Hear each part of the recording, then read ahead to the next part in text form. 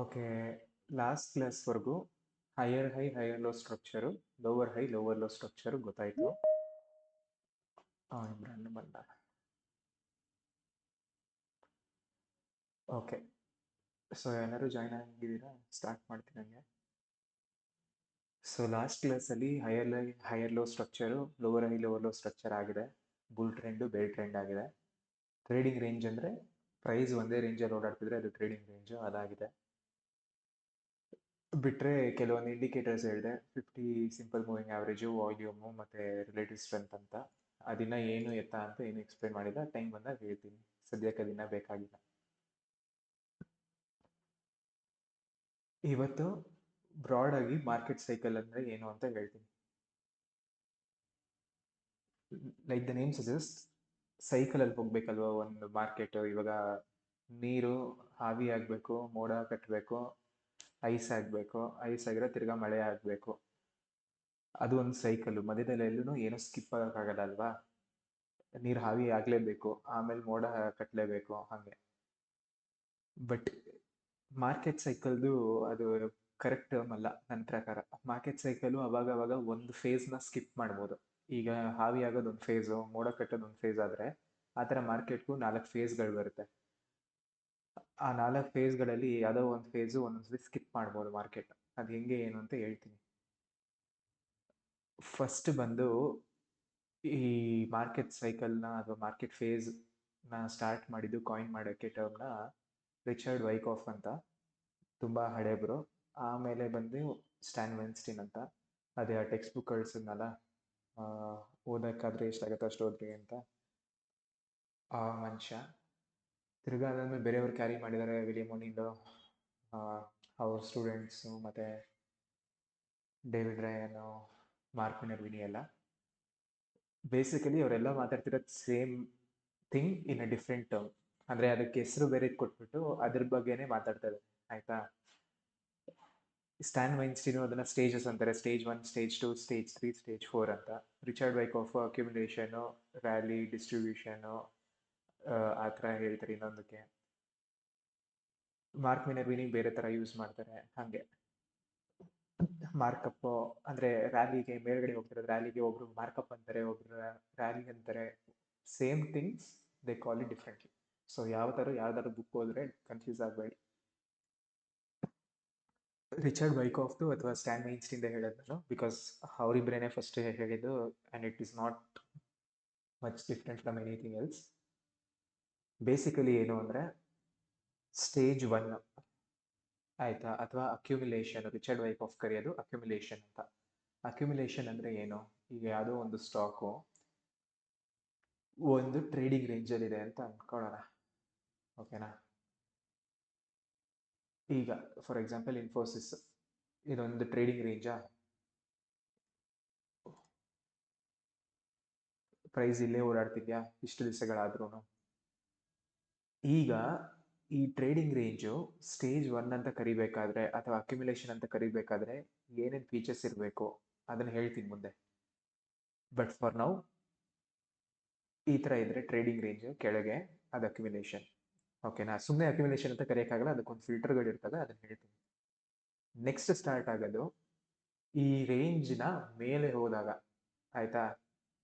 ಈ particular trading range ಮೇಲ್ಗಡೆ ಒಂದು ಬ್ರೇಕ್ಔಟ್ ಆಗಿ ಮೇಲ್ಗಡೆ ಹೋಗೋಕ್ಕೆ ಸ್ಟಾರ್ಟ್ ಆದಾಗ, ಮೇಲ್ಗಡೆ ಹೋಗೋಕ್ಕೆ ಸ್ಟಾರ್ಟ್ ಆಗೋದ್ರಿಂದ ನಾವು ಹೆಂಗೆ ಕ್ಯಾಟಗರೈಸ್ ಮಾಡಬೇಕು? First higher high higher low structure print ಆಗೋಕ್ಕೆ ಸ್ಟಾರ್ಟ್ ಆಗಿದೆಯಾ ಅಂತ ನೋಡಾದ್ಮೇಲೆ, ಓಕೆ ಇದು ಚೇಂಜ್ ಆಗಿದೆ, ಬುಲ್ ಟ್ರೆಂಡಿಗೆ ಚೇಂಜ್ ಆಗಿದೆ ಅಂತ ಕರಿತೀವಿ ಅಲ್ವಾ. ಸೊ ಆ ಹೈಯರ್ ಹೈ ಹೈಯರ್ ಲೋ ಸ್ಟ್ರಕ್ಚರ್ನ ಸ್ಟೇಜ್ 2 ಅಥವಾ ಮಾರ್ಕಪ್ ಅಂತ ಕರೀತಾರೆ. ಸ್ಟೇಜ್ 2 ಅಂದರೆ ಅದೇ ಬುಲ್ ಟ್ರೆಂಡ್, ಸ್ಟೇಜ್ 1 ಅಂದರೆ ಟ್ರೇಡಿಂಗ್ ರೇಂಜ್. ಸ್ಟೇಜ್ 1ನ ಅಕ್ಯುಮುಲೇಷನ್ ಅಂತಲೂ ಕರಿಬೋದು. ಅಕ್ಯುಮುಲೇಷನ್ ಅನ್ನೋ ಪದ ಏನಿಗೆ ಬಂತು ಅಂದರೆ, ಸ್ಟಾಕ್ಸು ಆ ರೇಂಜಲ್ಲಿ ಅಕ್ಯುಮುಲೇಟ್ ಮಾಡ್ತಿದ್ದಾರೆ ಜನ ಅಂತ. ಸಪ್ಲೈನೆಲ್ಲ ತಿನ್ಕೊತಾ ಇದ್ದಾರೆ. ಸಪ್ಲೈ ಮತ್ತು ಡಿಮ್ಯಾಂಡ್, ಈಗ ಫಾರ್ ಎಕ್ಸಾಂಪಲ್ ಲೆಟ್ಸ್ ಸೇ ಯಾರೋ ಒಬ್ರು ಟೊಮೆಟೊ ಬೆಳೀತಾ ಇದ್ದಾರೆ. ಆ ಟೊಮೆಟೊದು ಡಿಮ್ಯಾಂಡ್ ಇರೋದು 100 kg, ನಾನು 10 kg ಬೆಳೆದಿದ್ದೀನಿ, ನೀನೊಂದು 5 kg ಯಾರೋ ಬೆಳೆದಿದ್ದೀರಾ. ಇನ್ನು ಬೇರೆಯವರೆಲ್ಲ ನೋಡಿದ್ರೆ ಎಲ್ಲರದು ಅದೇ ಥರ ಆ್ಯಡ್ ಮಾಡಿ 120 kg ಬೆಳೆದ್ಬಿಡ್ತೀವಿ, ಓಕೆನಾ. ಬಟ್ ಡಿಮ್ಯಾಂಡ್ ಇರೋದು 100 kgಗೆ. ಅಲ್ವಾ? ಸೊ ಆಬ್ವಿಯಸ್ಲಿ ರೇಟ್ ಕೆಳಗಡೆ ಬರುತ್ತೆ. ನಾವು ಅನ್ಕೊಂಡಿರೋದು ಒಂದೊಂದು ಕೆ ಜಿಗೆ ಒಂದು 20 ರೂಪಾಯಿ ಸಿಗುತ್ತೆ ಅಂತ.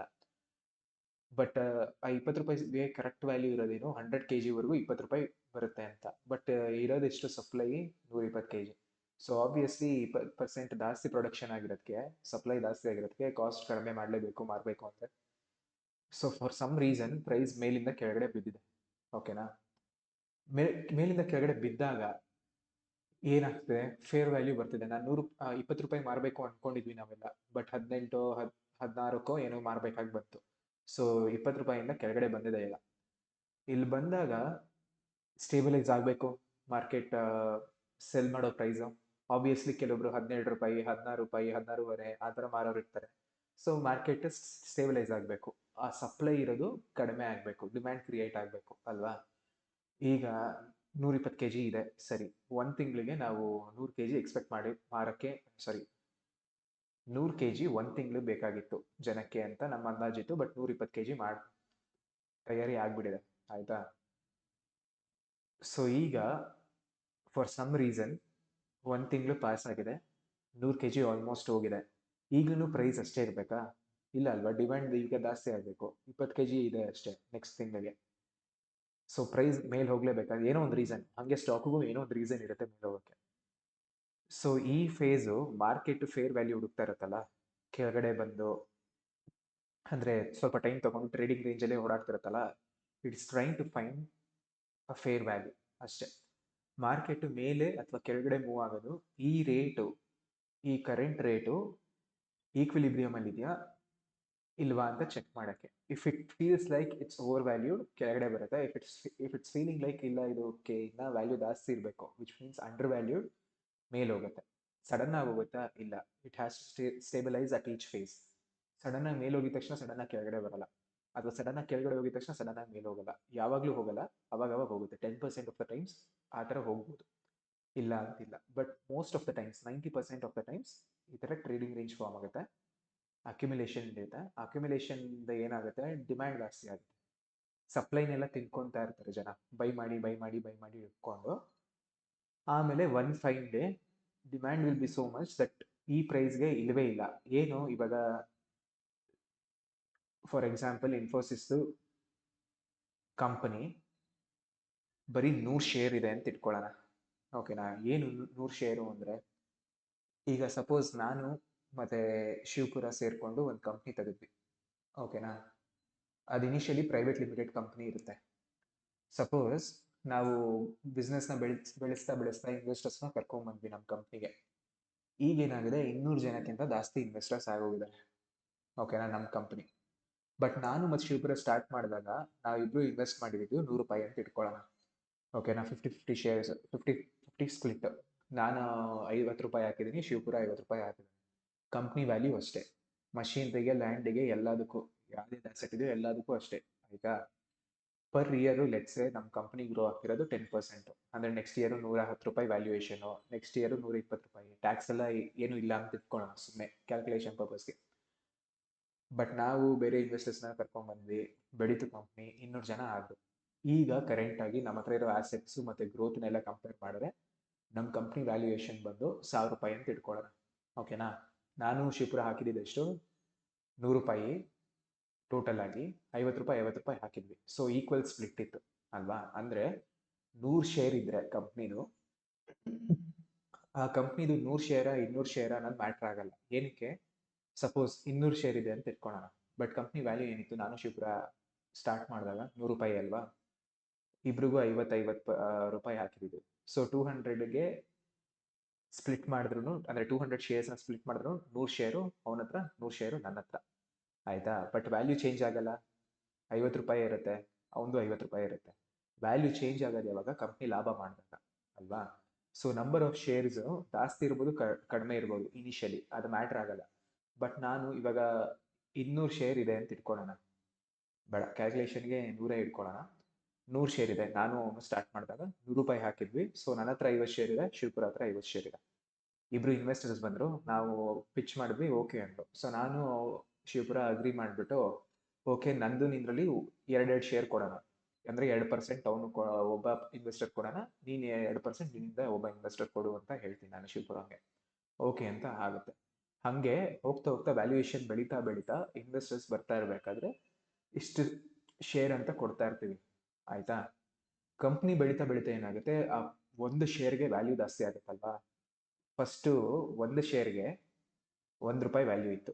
ಅಂದರೆ ನನ್ನ ಹತ್ರ 50 ಶೇರ್ ಇದೆ, ಶಿವಪುರ ಹತ್ರ 50 ಶೇರ್ ಇದೆ, ನಾನು ₹50 ಹಾಕಿದ್ದೆ, ಅವನು ₹50 ಹಾಕಿದ್ದ. ಸೊ ಒಂದು ಶೇರ್ಗೆ ₹1 ವ್ಯಾಲ್ಯೂ ಇದೆ ಅಲ್ವಾ. ನೆಕ್ಸ್ಟ್ ಬರಬೇಕಾದ್ರೆ ನಾನು ಬರೀ 2 ಶೇರ್ ಕೊಡ್ತಾ ಇದ್ದೀನಿ ಅಲ್ವಾ. ಶಿವಪುರನು ಬರೀ 2 ಶೇರ್ ಕೊಡ್ತಾ ಇದ್ದಾನೆ. ಇಬ್ರು ಇನ್ವೆಸ್ಟರ್ಸ್ ಕೊಟ್ಟಿರೋ 4 ಶೇರು ಟೋಟಲ್ ಆಗಿ ₹50ಗೆ 2 ಶೇರ್ ಕೊಟ್ಟಿದ್ದೀನಿ. ಅಂದರೆ ಎಷ್ಟಾಯ್ತು ಈಗ ವ್ಯಾಲ್ಯೂಯೇಷನ್ ಗ್ರೋತು? ₹25 ಆಯಿತು ಒಂದು ಶೇರ್ಗೆ. ನಾನು ಕೊಡ್ತಿರೋದು ಒಬ್ಬ ಇನ್ವೆಸ್ಟರ್ಗೆ 2 ಶೇರು ಅಲ್ವಾ. ಇನಿಷಿಯಲ್ ವ್ಯಾಲ್ಯೂಯೇಷನ್ ಎಷ್ಟಿತ್ತು? ₹50 ಇತ್ತು. ಪರ್ ಶೇರ್ಗೆ ₹1 ವ್ಯಾಲ್ಯೂ ಇತ್ತು. ಈಗ ಪರ್ ಶೇರ್ಗೆ ₹25 ವ್ಯಾಲ್ಯೂ ಆಗಿದೆ. ಅಂದರೆ ನಂದು ಅವನದು ಶೇರ್ ಗ್ರೋತ್ ಆಗಿದೆ. ನಮ್ಮ ಹತ್ರ ಇದ್ದಿದ್ದು 50 ಶೇರು, 2 ಶೇರ್ ಕೊಟ್ಬಿಟ್ಟಿವಿ. ಸೊ ಉಳಿದಿರೋದು 48 ಶೇರು. 48 ಶೇರು ಇಂಟು 25 ಎಷ್ಟು ಬರುತ್ತೋ ಅದು ಇವಾಗ ನಮ್ಮ ಕರೆಂಟ್ ವ್ಯಾಲ್ಯೂಯೇಷನ್. ಓಕೆನಾ. ಈಗ ನಾನು ಹಿಂಗೆ ಮಾಡ್ತಾ ಮಾಡ್ತಾ 200 ಜನ ಇನ್ವೆಸ್ಟರ್ಸ್ನ ಕರ್ಕೊಂಡ್ಬಂದಾಗ ಲೆಟ್ಸ್ ಸೇ ಟೋಟಲ್ ಆಗಿ ಒಂದು 20 ಶೇರ್ ಕೊಟ್ಟಿದ್ದೀನಿ. ಶಿವಪುರ ಒಂದು 20 ಶೇರ್ ಕೊಟ್ಟಿದ್ದಾನೆ. ಓಕೆನಾ. ಕಂಪ್ನಿ ಫೌಂಡರ್ಸ್ ಯಾರು? ನಾನು ಶಿವಪುರ. ನಮ್ಮ ಹತ್ರ ಹೋಲ್ಡಿಂಗಲ್ಲಿ ಎಷ್ಟಿದೆ? ಟೋಟಲ್ ಆಗಿ 60% ಇದೆ. ಬೇರೆ ಇನ್ವೆಸ್ಟರ್ಸ್ಗೆ ಎಷ್ಟು ಕೊಟ್ಟಿದ್ದೀವಿ? 40% ಕೊಟ್ಟಿದ್ದೀವಿ ಆಲ್ರೆಡಿ. ಅಂದರೆ ಶೇರಲ್ಲಿ 100 ಶೇರಲ್ಲಿ 40 ಶೇರು ಇನ್ವೆಸ್ಟರ್ಸ್ನ ಕರ್ಕೊಂಬರೋಕ್ಕೆ ಕೊಟ್ಬಿಟ್ಟಿದ್ದೀವಿ ಅವ್ರಿಗೆ. ಇನ್ನು ಮಿಕ್ಕಿದ 60 ಶೇರ್ಸ್ನ ನಾವು ಇಟ್ಕೊಂಡಿದ್ದೀವಿ. ಓಕೆನಾ. ಹಿಂಗೆ ಇಟ್ಕೊಂಡಿರ್ಬೇಕಾದ್ರೆ ರೂಲ್ ಏನು ಇಂಡಿಯಾದಲ್ಲಿ, 200 ಪೀಪಲ್ಗಿಂತ ಜಾಸ್ತಿ ಆದರೆ ಅದು ಪ್ರೈವೇಟ್ ಲಿಮಿಟೆಡ್ ಕಂಪ್ನಿ ಆಗಕ್ಕೆ ಸಾಧ್ಯ ಇಲ್ಲ, ಪಬ್ಲಿಕ್ ಲಿಮಿಟೆಡ್ ಕಂಪನಿ ಆಗಲೇಬೇಕು, ಆಯಿತಾ. ಪಬ್ಲಿಕ್ ಲಿಮಿಟೆಡ್ ಕಂಪನಿ ಅಂದರೆ ಈಗ ಇಲ್ಲಿವರೆಗೂ ಇನ್ವೆಸ್ಟ್ಮೆಂಟ್ ಪಿಚ್ ಮಾಡ್ಬೇಕಾದ್ರೆ ನಾವು ಬೇರೆಯವ್ರ ಹತ್ರ ಹೋಗ್ಬಿಟ್ಟು ತೊಗೊತಾ ಇದ್ವಿ. ಪಬ್ಲಿಕ್ ಲಿಸ್ಟೆಡ್ ಅಂದರೆ ಏನಾಯಿತು, ಇವಾಗ ಇನ್ಫೋಸಿಸ್ಸು, ಮಾರುತಿ ಸುಜುಕಿ, ಮಹೀಂದ್ರ ಆ ಕಂಪ್ನಿಗಳೆಲ್ಲ ಪಬ್ಲಿಕ್ ಲಿಸ್ಟೆಡ್ ಕಂಪ್ನಿಗಳು, ಮಾರ್ಕೆಟಲ್ಲಿ ಲಿಸ್ಟಿಂಗ್ ಆಗಿರೋ. ಸೊ ರೂಲ್ ಪ್ರಕಾರ ಯು ಹ್ಯಾವ್ ಟು ಲಿಸ್ಟ್ ಅಂತ ಇರೋದು. ಓಕೆನಾ. 200 ಜನ ಇನ್ವೆಸ್ಟರ್ಸ್ಗಿಂತ ಜಾಸ್ತಿ ಆದಾಗ. ಸೊ ಈಗ ಆಬ್ವಿಯಸ್ಲಿ ನಾನು ಇವಾಗ ಇನ್ವೆಸ್ಟರ್ಸ್ನ ಕರೆಸ್ಬೇಕಾದ್ರೆ ಅವ್ರಿಗೆ ಏನೋ ಕೊಡಲೇಬೇಕಿತ್ತು ಶೇರ್ಸ್. ಹಾಗೆ ಪಬ್ಲಿಕ್ಗೆ ಆಫರ್ ಮಾಡ್ತಿರ್ಬೇಕಾದ್ರೆ ನಾನು ಶೇರ್ನ ಕೊಡಲೇಬೇಕು. ನಾನು ಕೊಡ್ತೀನೋ ಇನ್ವೆಸ್ಟರ್ಸ್ ಕೊಡ್ತೀವೋ ಅದನ್ನೆಲ್ಲ ಬೋರ್ಡ್ ಮೀಟಿಂಗಲ್ಲಿ ಮಾತಾಡ್ಕೊತೀವಿ. ಇನ್ವೆಸ್ಟರ್ಸ್ಗೆ ಇಲ್ಲ, ನಮಗೆ ನಾವು ಎಕ್ಸಿಟ್ ಆಗ್ತೀವಿ, ನಾವು ಬಂದಿರೋ ಲಾಭ ಸಾಕು, ನಮಗೆ ಫ್ಯೂಚರ್ ಪ್ಲಾನ್ಸ್ ಇಲ್ಲ ನಿಮ್ಮ ಜೊತೆ ಹೋಲ್ಡ್ ಮಾಡೋಕ್ಕೆ ಆದರೆ ಅವ್ರ ಶೇರ್ಸ್ನ ಇಡ್ಬೋದು.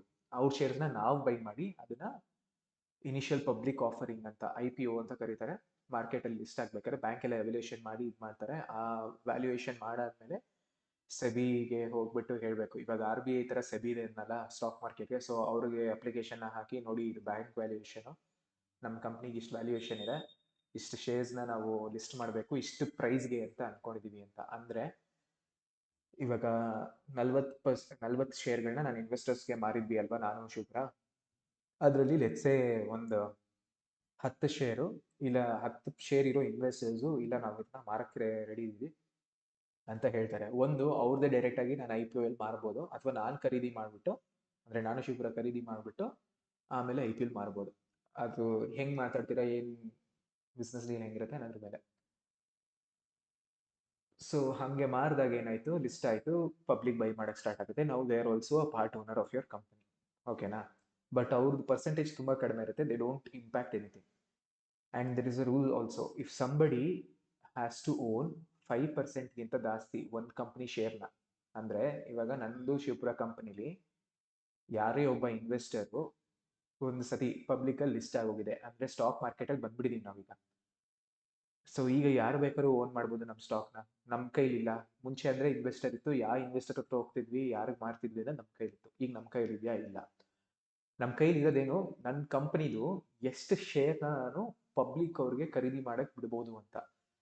ಸೊ 10 ಶೇರ್ನ ಇನ್ವೆಸ್ಟರ್ಸ್ ಬಿಟ್ಟರು, ನಾನು ಶಿವಪುರ 5 ಶೇರ್ ಬಿಟ್ವಿ ಈಚ್. ಅಂದರೆ ಟೋಟಲ್ ಆಗಿ ಇರೋದು 20 ಶೇರ್ಗಳು ಅಲ್ವಾ. ಅದನ್ನ ಸೊ ಈಗ ಪಬ್ಲಿಕಲ್ಲಿ ಲಿಸ್ಟ್ ಮಾಡಾದ್ಮೇಲೆ ಪಬ್ಲಿಕ್ಗೆ ಬೈ ಮಾಡೋಕ್ಕೆ ಆಪರ್ಚುನಿಟಿ ಇರೋದು ನನ್ನ ಕಂಪ್ನಿ ಶೇರ್ಸು ಬರೀ 20 ಶೇರು. 100 ಶೇರಲ್ಲಿ ಬರೀ 20 ಶೇರು. ಇನ್ನು 80 ಶೇರು ಆಲ್ಮೋಸ್ಟ್ ನನ್ನ ಕೈಯಲ್ಲೇ ಇರುತ್ತೆ, ಆಯಿತಾ. ನನ್ನ ಕೈಲೇ ಅಂದರೆ ನನ್ನ ಇನ್ವೆಸ್ಟರ್ಸು ಮತ್ತು ನನ್ನ ಕೈಯಲ್ಲಿ, ನನ್ನ ಫೌಂಡರ್ ಕೈಯಲ್ಲಿ. ಸೊ ಇಲ್ಲಿವರೆಗೂ ಎಲ್ಲ ಅರ್ಥ ಆಯ್ತಾ? ಏನಾದ್ರು ಡೌಟ್ ಇದೆಯಾ? ಹಲೋ. ಇಲ್ಲ ಇಲ್ಲ, ಓಕೆ, ಕಂಟಿನ್ಯೂ ಮಾಡು ಮಚ್ಚ. ಒಂದು ನಿಮಿಷ, ಎಲ್ಲಿಗೆ ಬಂದಿದೆ?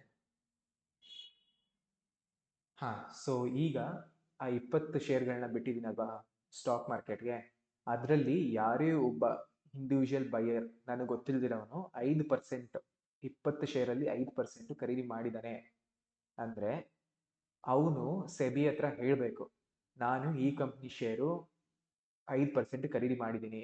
ಅವ್ನು ನನಗೂ ಹೇಳಬೇಕು ಮತ್ತು ಸೆಬಿಗೂ ಹೇಳಬೇಕು. ಅಂದರೆ ಕಂಪ್ನಿ ಫೌಂಡರ್ಸ್ಗೂ ಹೇಳಬೇಕು ಮತ್ತು ಸೆಬಿಗೂ ಹೇಳಬೇಕು ಏನಕ್ಕೆ ಬೈ ಮಾಡಿದ್ದಾನೆ, ಈ ಹೂ ಈಸಿ ಅಂತ ಡಿಸ್ಕ್ಲೋಸ್ ಮಾಡಬೇಕು. ಓಕೆನಾ? 5%ಗಿಂತ 0.01% ಕಡಿಮೆ ಇದ್ರೂ he doesn't have to tell anything. So ಇದು ಇಲ್ಲೇನಕ್ಕೆ ಹೇಳಿದ್ದು ಅಂದರೆ,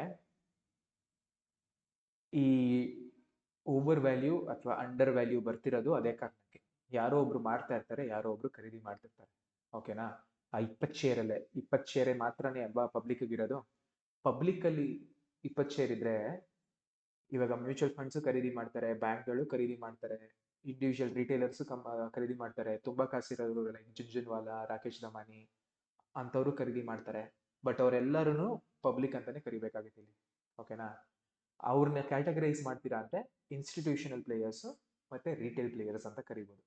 ರಿಟೇಲ್ ಪ್ಲೇಯರ್ಸ್ ಅಂದರೆ ಯಾರು? ನಾನು, ನೀವು ಎಲ್ಲ ಸ್ವಲ್ಪ ಸ್ವಲ್ಪ ಅಮೌಂಟ್ ಇಟ್ಕೊಂಡು ಇನ್ವೆಸ್ಟ್ ಮಾಡ್ತಿರೋದು. ಇನ್ಸ್ಟಿಟ್ಯೂಷನ್ ಅಂದ್ರೇನು? ಈದರ್ ಒನ್ ಇಂಡಿವಿಜುವಲ್ಲು, ಅವನ ಹತ್ರ ತುಂಬ ಕಾಸಿದೆ, ಸಾವಿರಾರು ಕೋಟಿ ಇದೆ, ಲೈಕ್ ರಾಕೇಶ್ ದಮಾನಿ, ಜುಂಜುನ್ವಾಲಾ ಥರ ಎಲ್ಲ ತುಂಬ ಜಾಸ್ತಿ ಕಾಸಿರೋರು, ಅಥವಾ mutual funds, asset management companies, banking banking names ಪ್ರೈವೇಟಲ್ಲಿ, ಮತ್ತು LIC ಫಂಡ್ಸ್ ಇರ್ಬೋದು. ಅಂದರೆ ಎಲ್ಲದನ್ನು ತೊಗೊಂಡೋಗಿ ಹಾಕಲ್ಲ. 1% of investment which they have they will invest in stock markets, ಆ ಥರ. ಬಟ್ ಮ್ಯೂಚುವಲ್ ಫಂಡ್ಸ್ ಅಂದರೆ ಆಬ್ವಿಯಸ್ಲಿ ಅವ್ರಿಗೆ ಏನೇನು ಕಾಸು ಬರುತ್ತೋ ಎಲ್ಲದನ್ನು ಇನ್ವೆಸ್ಟ್ ಮಾಡಲೇಬೇಕು. ಬ್ಯಾಂಕಿಂಗು ಮತ್ತು LIC ಫಂಡ್ಸು ಅಂದರೆ ಇನ್ಶೂರೆನ್ಸ್ ಕಂಪನೀಸ್ ಎಲ್ಲ ಸ್ವಲ್ಪ ಸ್ವಲ್ಪ, they are not allowed to invest everything. So ಇಲ್ಲಿವರೆಗೂ ಕ್ಲಿಯರ್ ಆಯ್ತಾ?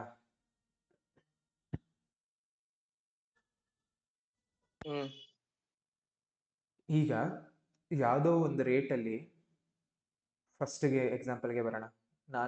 ನಾನು ನೀವೆಲ್ಲ ಸೇರಿಕೊಂಡು ಟೊಮೆಟೊ ಬೆಳೆದ್ವಿ. ಡಿಮ್ಯಾಂಡ್ ಇದ್ದಿದ್ದು 100 kgಗೆ, ನಾವು ಬೆಳೆದಿರೋದು ಟೋಟಲ್ ಆಗಿ 120 kg. ಸೊ ಏನೋ ಒಂದು ರೀಸನ್ ಇತ್ತು, ಕೆಳಗಡೆ ಬಂದಿದೆ ಈಗ ಆಲ್ರೆಡಿ ಪ್ರೈಸ್ ಅಲ್ವಾ. ಈಗ ನಾನೇನು ಹೇಳಿದೆ, ಅಕ್ಯುಮುಲೇಷನ್ ನಡೀತದೆ ಅಂತ. ಅಕ್ಯುಮುಲೇಷನ್ ನಡಿಬೇಕಾದ್ರೆ ಏನು ಫಿಲ್ಟರ್ಸ್ ಬೇಕು ಅಂದೆ ಅಲ್ವಾ. ಈಗ ಆ ಫಿಲ್ಟರ್ಸ್ನ ಹೇಳಕ್ಕೆ ಸ್ಟಾರ್ಟ್ ಮಾಡ್ತೀನಿ. ಡಿಮ್ಯಾಂಡ್ ಇದೆ ಒಂದು ರೇಂಜಲ್ಲಿ, ಟ್ರೇಡಿಂಗ್ ರೇಂಜಲ್ಲಿ ಡಿಮ್ಯಾಂಡ್ ಇದೆಯಾ ಅಥವಾ ಇನ್ನೂ ಸಪ್ಲೈಯಲ್ಲೇ ಇದೆಯಾ ಅಂತ ಹೆಂಗೆ ಗೊತ್ತಾಗಬೇಕು ಅಂತ ನಮಗೆ. ಡಿಮ್ಯಾಂಡ್ ಇದೆ ಅಂದರೆ ಏನರ್ಥ? ಬೈಯರ್ಸ್ ಜಾಸ್ತಿ ಇದ್ದಾರೆ ಅಲ್ವಾ. ಅಂದರೆ ಈಗ ಸ್ಟಾಕಿಗೆ ಬಂದರೆ ಈ ಪರ್ಟಿಕ್ಯುಲರ್ ಪ್ರೈಸ್ ರೇಂಜಲ್ಲಿ ಬೈಯರ್ಸ್ ಜಾಸ್ತಿ ಇದ್ದಾರೆ ಸೆಲ್ಲರ್ಸ್ಗಿಂತ ಅಂತ. ಅದು ನನಗೆ ಹೆಂಗೆ ಗೊತ್ತಾಗುತ್ತೆ? ಅದಕ್ಕೆ ನಾನು ವಾಲ್ಯೂಮ್ ನೋಡ್ತೀನಿ. ಓಕೆನಾ? ಏನು ವಾಲ್ಯೂಮ್ ಅಂದರೆ, ಸಪೋಸ್ ನಾನು ಹರ್ಷನ್ಗೆ ಇನ್ಫೋಸಿಸ್ದು 5 ಶೇರ್ ಮಾರಿದೆ, ಹರ್ಷ 5 ಶೇರ್ ಖರೀದಿ ಮಾಡ್ದ, ವಾಲ್ಯೂಮು ಈಗ 10, ನಂಬರ್ ಆಫ್ ಹ್ಯಾಂಡ್ಸ್ ಚೇಂಜ್ ಆಗಿದೆ ಎಷ್ಟು? 2. ಓಕೆನಾ? ಬಟ್ ಕ್ವಾಂಟಿಟಿ 5 ಚೇಂಜ್ ಆಗಿದೆ ಅಲ್ವಾ. ಬಟ್ 2 ಕೈ ಚೇಂಜ್ ಆಗಿರೋದಕ್ಕೆ 10, ಆ ಥರ. ಇಲ್ಲಿಗೆ ಬಂದರೆ ಇಲ್ಲಿ ನಂಬರ್ ತೋರಿಸುತ್ತೆ ನೋಡ್ರಿ.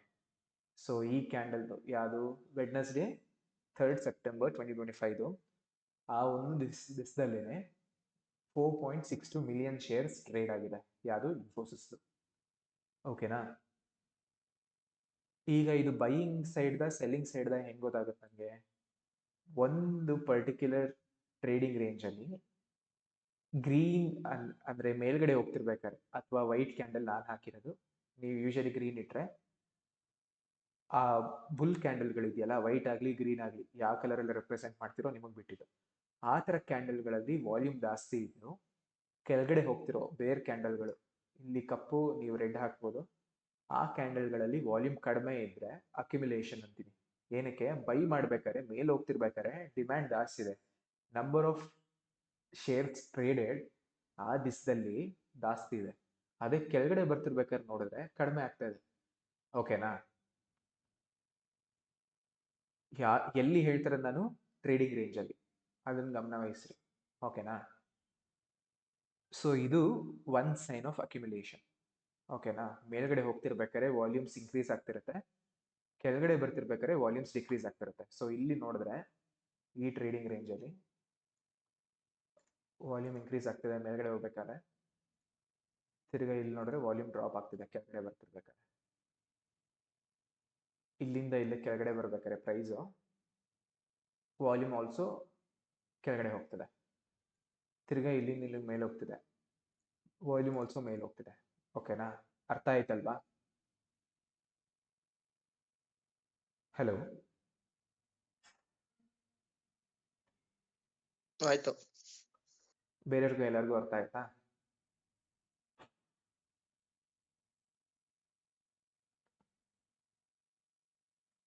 ಒಂದ್ ನಿಮಿಷ ಅರ್ಥ ಮಾಡ್ಕೊಂತಾ ಇದೀವಿ. ಇರ್ಲಿ ಇರ್ಲಿ, ಏನ್ ಡೌಟ್ ಇದೆ ಕೇಳು.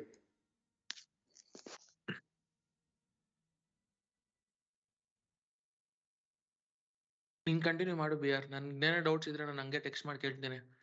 ಈಗಲೇ ಕೇಳು, ಪರವಾಗಿಲ್ಲ, ಇಟ್ ಡಸಂಟ್ ಮ್ಯಾಟರ್. ಬೇರೆಯವ್ರಿಗೂ ಡೌಟ್ ಇರುತ್ತೆ, ಅವ್ರಿಗೂ ಕ್ಲಿಯರ್ ಆಗುತ್ತೆ. ಇಲ್ಲಿ ಕ್ಲಿಯರ್ ಆದ್ರೆ ನೆಕ್ಸ್ಟ್ ಹೇಳಕ್ ಈಸಿ ಆಗುತ್ತೆ. ಸುಮ್ನೆ ಎಲ್ಲದನ್ನು ಡೌಟ್ ಇಟ್ಕೊಂಡು ಏನಂದ್ರೆ ನೀನು ಅಪ್ಲೋಡ್ ಮಾಡ್ತಿಲ್ಲ, ನಾನು ಈಗ ಒಂದ್ಸತಿ ಕೇಳ್ಸ್ಕೊಂಡು ತಿರ್ಗಾ ಒಂದ್ಸತಿ ಕೇಳ್ಸ್ಕೊಬೇಕು. ಅದಕ್ಕೆ ನೀನ್ ಕಂಟಿನ್ಯೂ ಮಾಡು ನೀನು. ಓಕೆ ಸರಿ, ನಾನು ಕೇಳ್ತೀನಿ. ಓಕೆ. ಈಗ ಅಕ್ಯುಮುಲೇಷನ್ ಸ್ಟೇಜ್ ಆಯ್ತು ಅಲ್ವಾ? ಅಕ್ಯುಮುಲೇಷನ್ ಒಂದ್ ಸೈಡ್ ನೀನು ಮೇಲ್ಗಡೆ ಹೋಗ್ತಿರ್ಬೇಕಾದ್ರೆ ವಾಲ್ಯೂಮ್ಸ್ ಇನ್ಕ್ರೀಸ್ ಆಗಬೇಕು, ಕೆಳಗಡೆ ಹೋಗ್ತಿರ್ಬೇಕಾದ್ರೆ ವಾಲ್ಯೂಮ್ಸ್ ಡಿಕ್ರೀಸ್ ಆಗಬೇಕು. ಈ ವಾಲ್ಯೂಮ್ ಕೆಳಗಡೆ ಈ ಕಡ್ಡಿಗಳಿದೆಯಲ್ಲ, ಅದೇನ್ ರೆಪ್ರೆಸೆಂಟ್ ಮಾಡ್ತಿದೆ? ಬರೀ ಎಷ್ಟು ಶೇರ್ಸ್ ಟ್ರೇಡ್ ಆಗಿದೆ ಆ ದಿವಸದಲ್ಲಿ ಅಂತ ತೋರಿಸ್ತಿದೆ. ಬ್ಲೂ ಕಲರ್ ಯಾವಾಗ ಆಗ್ತಿದೆ? ಬುಲ್ ಕ್ಯಾಂಡಲ್ ಇರ್ಬೇಕಾದ್ರೆ ಬ್ಲೂ ಕಲರ್ ಆಗ್ತಿದೆ, ಬೇರ್ ಕ್ಯಾಂಡಲ್ ಇರ್ಬೇಕಾದ್ರೆ ಬ್ಲ್ಯಾಕ್ ಅಥವಾ ಲೈಟ್ ಗ್ರೇ ಆಗ್ತಿದೆ ಅಷ್ಟೇ. ಓಕೆನಾ? ಕಲರ್ ಮ್ಯಾಟ್ರ್ ಆಗಲ್ಲ. ಕಲರ್ ಏನಕ್ಕೆ ಮ್ಯಾಟ್ರ್ ಆಗಲ್ಲ ವಾಲ್ಯೂಮ್ ಅಲ್ಲಿ ಅಂದ್ರೆ, ಅವ್ರು ಖರೀದಿ ಮಾಡ್ತಿದ್ದಾರೆ ಸೆಲ್ ಮಾಡ್ತಿದ್ದಾರೆ ಅಂತ ಗೊತ್ತಾಗಲ್ಲ. ನಂಬರ್ ಆಫ್ ಹ್ಯಾಂಡ್ಸ್ ಚೇಂಜ್ ಆಗಿದೆ ಎಷ್ಟು ಮತ್ತೆ ಕ್ವಾಂಟಿಟಿ ಎಷ್ಟು ಅಷ್ಟೇ ಗೊತ್ತಾಗ್ಬೋದು. ಆಯ್ತಾ? ಆದ್ರೆ ಆ ಪ್ರೈಸ್ ಆ ದಿವಸ ಮೇಲ್ ಹೋಗ್ತಿರೋದ್ರಿಂದ ನಮಗೆ ಓಕೆ, ಪ್ರೈಸ್ ಮೇಲ್ ಹೋಗ್ತಿದೆ, ವಾಲ್ಯೂಮ್ ಇನ್ಕ್ರೀಸ್ ಆಗಿದೆ ಅಂತ ಗೊತ್ತಾಗುತ್ತೆ ಅಷ್ಟೇ. ಅಕ್ಯುಮುಲೇಷನ್ ಇದೊಂದು ಫಿಲ್ಟರ್, ಇನ್ನ ಬೇರೆ ಬೇರೆ ಫಿಲ್ಟರ್ಗಳಿದೆ, ಆಮೇಲೆ ಹೋಗ್ತಾ ಹೇಳ್ತೀನಿ. ಅದಕ್ಕಿನ್ನ ಕ್ಯಾಂಡಲ್ ಸ್ಟಿಕ್ ಥಿಯರಿಗೆ ಬರಬೇಕು. ಇಂಟ್ರಾಡೇ ಅವ್ರಿಗೆ ನೆನ್ನೆ ಆಯ್ತದು. ನಿಮಗೆ ಹೊರಗಡೆಯಿಂದ ಒಳಗಡೆ ಬರ್ತಿದ್ದೀನಿ, ಅವರು ಒಳಗಡೆಯಿಂದ ಹೊರಗಡೆ ಹೋಗ್ತಾ ಇದ್ದೀನಿ. ಸೊ ಉಲ್ಟಾ ಆಗುತ್ತೆ ಅವ್ರಿಗೂ ನಿಮ್ಗೂ ಸ್ಟಾಕ್ಸ್ಗೂ. ಅದನ್ನು ಹೇಳ್ಬೇಕು, ಇವತ್ತು ಹೇಳ್ತೀನಿ. ಬಟ್ ಇಲ್ಲಿವರೆಗೂ ಅರ್ಥ ಆಯ್ತು ಅಲ್ವಾ? Stage one accumulation zone. Accumulation ಅಂದ್ರೆ ಶೇರ್ಸ್ದು ಸಪ್ಲೈನ ತಿನ್ನೋ ಟೈಮ್ ಅದು. ತಿನ್ನೋದು ಅಂದ್ರೆ ಅಬ್ಸರ್ವ್ ಮಾಡ್ಕೊಳ್ಳೋದು, ಎಲ್ಲ ಸಪ್ಲೈನು ಅಬ್ಸರ್ವ್ ಮಾಡ್ಕೊಂಡು next higher high higher low structure print ಆಗೋಕ್ಕೆ, ಅಂದ್ರೆ ಬುಲ್ ಟ್ರೆಂಡ್ಗೆ ತಯಾರಿ ಮಾಡ್ಕೊಳ್ಳೋಕ್ಕೆ. ಈಗ ಸ್ಟೇಜ್ 2 ಬರಬೇಕು ಅಂದ್ರೆ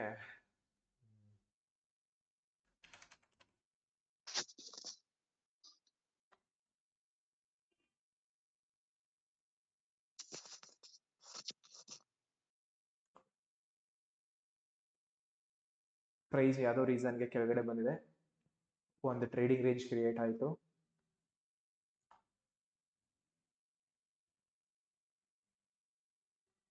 ಓಕೆನಾ? ಈ ಟ್ರೇಡಿಂಗ್ ರೇಂಜು ಅಕ್ಯುಮುಲೇಷನ್ ಡಿಸ್ಟ್ರಿಬ್ಯೂಷನ್ ಕಂಡುಹಿಡಿತೀವಿ. ಡಿಸ್ಟ್ರಿಬ್ಯೂಷನ್ ಏನು ಡಿಮ್ಯಾಂಡ್ ಇಲ್ಲ. ಓಕೆನಾ? ಸೊ ಅಕ್ಯುಮುಲೇಷನ್ ಅಲ್ಲಿ ಸಪ್ಲೈನ ಖಾಲಿ ಮಾಡ್ತಾ ಇದ್ರೆ, ಡಿಸ್ಟ್ರಿಬ್ಯೂಷನ್ ಅಲ್ಲಿ ಸಪ್ಲೈನ ಕ್ರಿಯೇಟ್ ಮಾಡ್ತಿರ್ತೀವಿ, ನಿಧಾನಕ್ಕೆ ಮಾರ್ತಾ ಇರ್ತೀವಿ ಅದೇ ರೇಂಜಲ್ಲಿ. ಅದೇನಕ್ಕೆ ಅಂತ ಹೇಳ್ತೀನಿ ಆಮೇಲೆ. ಬಟ್ ಫಾರ್ ನಾವು ಅಕ್ಯುಮುಲೇಷನ್ ಅಲ್ಲಿ ಬೈ ಮಾಡಿಕೊಂಡು ಸಪ್ಲೈನ ಖಾಲಿ ಮಾಡ್ತಾ ಇರ್ತಾರೆ. ನೆಕ್ಸ್ಟ್ ಸ್ಟೇಜ್ ಏನು? ಬ್ರೇಕ್ಔಟ್ ಆಯಿತು. ಈಗ ಈ ರೇಂಜ್ದು ಬ್ರೇಕ್ಔಟ್ ಆಯಿತು. ನೆಕ್ಸ್ಟ್ ನೋಡ್ಬೇಕಾಗಿರೋದು higher high higher low structure ಬರ್ತಿದ್ಯಾ ಅಂತ. ಹೈಯರ್ ಹೈ ಈ ಪ್ರೀವಿಯಸ್ ಹೈಗಿಂತ ಈ ಕರೆಂಟ್ ಹೈ ಇಲ್ಲಿದೀವಿ ಅಂತ ಇಟ್ಕೊಳ್ಳೋಣ. ಈ ಕರೆಂಟ್ ಹೈಗಿಂತ ಪ್ರೀವಿಯಸ್ ಹೈ ಕಂಪೇರ್ ಮಾಡಿದ್ರೆ ಈ ಕರೆಂಟ್ ಹೈ ಮೇಲಿದೆ. So higher high, last recent low ಬಂದು ಇದು, ನೆಕ್ಸ್ಟ್ ಲೋ ಬಂದು ಇದು ಅಲ್ವಾ? ತಿರ್ಗಾ ಪ್ರೈಸ್ ಮೇಲೆ ಹೋಗಿದೆ. ಸೊ ನೆಕ್ಸ್ಟ್ ಲೋ ಬಂದು ಇದು. ಈ ಲೋಗೆ ಮತ್ತೆ ಪ್ರೀವಿಯಸ್ ಲೋಗೆ ಕಂಪೇರ್ ಮಾಡಿದ್ರೆ ಈ current low is higher Dhan the previous low. So higher high higher low ಆಯ್ತು. ತಿರ್ಗಾ ನೆಕ್ಸ್ಟ್ ಹೈಯರ್ ಹೈ ಅಥವಾ ಇಲ್ಲಿ ಹೈಯರ್ ಹೈ ಹೈಯರ್ ಲೋ. ಈ ಲೋಗಿಂತ ಈ ಲೋ ಮೇಲಿದೆ, ಕರೆಂಟ್ ಲೋ ಮೇಲಿದೆ. ಈ ಹೈ ಕಂಪೇರ್ ಮಾಡಿದ್ರೆ ಪ್ರೀವಿಯಸ್ ಹೈಗೆ ಕರೆಂಟ್ ಹೈ ಮೇಲಿದೆ, ಹಂಗೆ ಹೈಯರ್ ಹೈ ಹೈಯರ್ ಲೋ. ಓಕೆನಾ? ಸೊ ಇದು ಬಂದು bull trend or stage 2 or markup, ಏನಾದ್ರು ಕರಿಬೋದು, ನಿಮ್ಗೆ ಇಷ್ಟ ಬಂದಿದ್ದು ಕರಿ. ಸ್ಟೇಜ್ 1 ಆದಮೇಲೆ stage 2, that will be much simpler. So ಹಂಗೆ ಕರಿತೀನಿ ಅಂದರೆ ಹಾಗೆ ಕರೀರಿ. ಈಗ ಸ್ಟೇಜ್ 2ದು ಕ್ಯಾರೆಕ್ಟರ್ ಏನು? ಮೇಲ್ಗಡೆ ಹೋಗ್ತಿರ್ಬೇಕಾದ್ರೆ ವಾಲ್ಯೂಮ್ ಇನ್ಕ್ರೀಸ್ ಆಗಬೇಕು, ಕೆಳಗಡೆ ಬರ್ತಿರ್ಬೇಕಾದ್ರೆ ವಾಲ್ಯೂಮ್ ಡ್ರೈ ಆಗಬೇಕು. Same thing which was happening in the accumulation ಝೋನಲ್ಲಿ. ಏನಾಗ್ತಿತ್ತು ಅಕ್ಯುಮುಲೇಷನ್ ಝೋನಲ್ಲಿ? ಮೇಲ್ಗಡೆ ಹೋಗೋ ಕ್ಯಾಂಡಲ್ದು ವಾಲ್ಯೂಮ್ ಜಾಸ್ತಿ ಇರ್ತಿತ್ತು, ಕೆಳಗಡೆ ಬರ್ತಿರ್ಬೇಕಾದ್ರೆ ಅಥವಾ ಅಲ್ಲೇ ಓಡಾಡ್ತಿರ್ಬೇಕಾದ್ರೆ ವಾಲ್ಯೂಮ್ ಡ್ರಾಪ್ ಆಗ್ತಿದೆ. ತಿರ್ಗಾ ಇನ್ಕ್ರೀಸ್ ಆಗ್ತಿರೋದಲ್ಲಿ ವಾಲ್ಯೂಮು ಮೇಲ್ಗಡೆ ಹೋಗ್ಬೇಕಾದ್ರೆ ಅಲ್ವಾ? ಸೊ ಅದೇ ಕಾನ್ಸೆಪ್ಟು ಸ್ಟೇಜ್ 2ಗೂ ಕನ್ವೆ ಆಗುತ್ತೆ. ಏನು? ಮೇಲ್ಗಡೆ ಹೋಗ್ತಿರ್ಬೇಕಾದ್ರೆ ವಾಲ್ಯೂಮ್ ಇನ್ಕ್ರೀಸ್ ಆಗುತ್ತೆ, ಮೇಲ್ಗಡೆ ಹೋಗ್ತಿರ್ಬೇಕಾದ್ರೆ ವಾಲ್ಯೂಮ್ ಇನ್ಕ್ರೀಸ್ ಆಗಬೇಕು. ತಿರ್ಗಾ ಇಲ್ಲೇ ಪಾಸ್ ಆಗ್ತಿದೆಯಾ, ವಾಲ್ಯೂಮ್ ಹಂಗೆ ಡ್ರೈ ಅಪ್ ಆಗಬೇಕು. ತಿರ್ಗಾ ಇಲ್ಲಿ ಮೇಲ್ಗಡೆ ಹೋಗಿ ಸ್ಟಾರ್ಟ್ ಆಗ್ತಿದೆ, ವಾಲ್ಯೂಮ್ ಇನ್ಕ್ರೀಸ್ ಆಗ್ತಿದೆ ದೊಡ್ಡದಾಗಿ. ತಿರ್ಗಾ ಇಲ್ಲೊಂದು ಸ್ಮಾಲ್ ಟ್ರೇಡಿಂಗ್ ರೇಂಜ್ ಅನ್ಬೋದು ಇದನ್ನ. ಓಕೆನಾ? ಇದು ಫುಲ್ ಬ್ಯಾಕ್ ಸ್ಟ್ರಕ್ಚರು ಏನು ಅಂತ ಹೇಳ್ತೀನಿ ಆಮೇಲೆ. ಟ್ರಾನ್ಸಿಷನ್ ಸ್ಟ್ರಕ್ಚರ್ ಇದು. ಸುಮ್ಮನೆ ಟರ್ಮ್ಸ್ ಇಂಟ್ರಡ್ಯೂಸ್ ಮಾಡ್ತಿದ್ದೀನಿ, ಇನ್ನೂ ಏನು ಹೇಳ್ಕೊಟ್ಟಿಲ್ಲ ನಿಮಗೆ, ಅರ್ಥ ಮಾಡ್ಸಕ್ಕಷ್ಟೇ ಏನೇನಿದೆ ಅಂತ. ಕರೆಕ್ಟಾಗಿ ಒಂದು ಫ್ಲೋನಲ್ಲಿ ಹೇಳ್ತೀನಿ ಹೆಂಗೆ ಏನು ಅಂತ ಆಮೇಲೆ ಹೋಗ್ತಾ. ಸೊ ಇದು ಟ್ರೇಡಿಂಗ್ ರೇಂಜ್ ಆಯಿತು ಅಥವಾ ಟ್ರಾನ್ಸಿಷನ್ ರೇಂಜ್ ಆಯಿತು. ತಿರ್ಗಾ ಇನ್ನೊಂದ್ಸತಿ ಬ್ರೇಕ್ಔಟ್ ಆದಾಗ ಇಫ್ ಯು ಅಬ್ಸರ್ವ್ ವಾಲ್ಯೂಮ್ಸ್ ತುಂಬ ಜಾಸ್ತಿ ಆಗಿದೆ ಇಲ್ಲಿ. ಓಕೆನಾ? ಮೇಲ್ಗಡೆ ಹೋಗ್ತಿರೋ ಕ್ಯಾಂಡಲ್ಗಳಲ್ಲಿ ಹಾಗೆ ತಿರ್ಗಾ ಕಂಟಿನ್ಯೂ ಆಗುತ್ತೆ. Higher high higher low structure, higher high higher low structure. ಎಲ್ಲಿ ಎಂಡ್ ಆಗೋದು? ಪ್ರೀವಿಯಸ್ ಲೋನ ಕರೆಂಟ್ ಲೋ ಬ್ರೇಕ್ ಆದಾಗ ಚೇಂಜ್ ಇನ್ ಕ್ಯಾರೆಕ್ಟರ್ ಬರುತ್ತಾ? ಲಾಸ್ಟ್ ಕ್ಲಾಸಲ್ಲಿ ಹೇಳಿದ ಜ್ಞಾಪನ ಇದೆಯಾ? ಚೇಂಜ್ ಇನ್ ಕ್ಯಾರೆಕ್ಟರ್ ಬರೋದು ಯಾವಾಗ? ಪ್ರೀವಿಯಸ್ ಲೋ, ಇವಾಗ higher high higher low structure ಇತ್ತು, ಮಾರ್ಕೆಟ್ ಮಾಡ್ತಿದ್ದೆ ಅದನ್ನೇ ಅಲ್ವಾ, ಇಷ್ಟು ದಿವಸ ಮಾಡ್ತಿದ್ದೀವಿ ಅದನ್ನೇ. ಈಗ ಹೊಸದಾಗಿ ಇಷ್ಟು ದಿವಸ ಏನು ಮಾಡಬೇಕಿತ್ತು ಅದನ್ನು ಬಿಟ್ಟು ಹೊರತಾಗಿ ಹೊಸದಾಗೇನೋ ಮಾಡ್ತು. ಏನು ಮಾಡ್ತು? ಹೈಯರ್ ಹೈ ಹೈಯರ್ ಲೋ ಸ್ಟ್ರಕ್ಚರ್ನ ಪ್ರಿಂಟ್ ಮಾಡೋದನ್ನ ಬಿಟ್ಟು ಸಡನ್ನಾಗಿ ಪ್ರೀವಿಯಸ್ ಲೋನ ಹೊಡ್ಕೊಂಡು ಕೆಳಗಡೆ ಹೋಯಿತು. ಸೊ ನಾವು it has form lower low ಅಲ್ವಾ? ನಮಗೆ ಬೇಕಾಗಿದ್ದು ಹೈಯರ್ ಲೋ.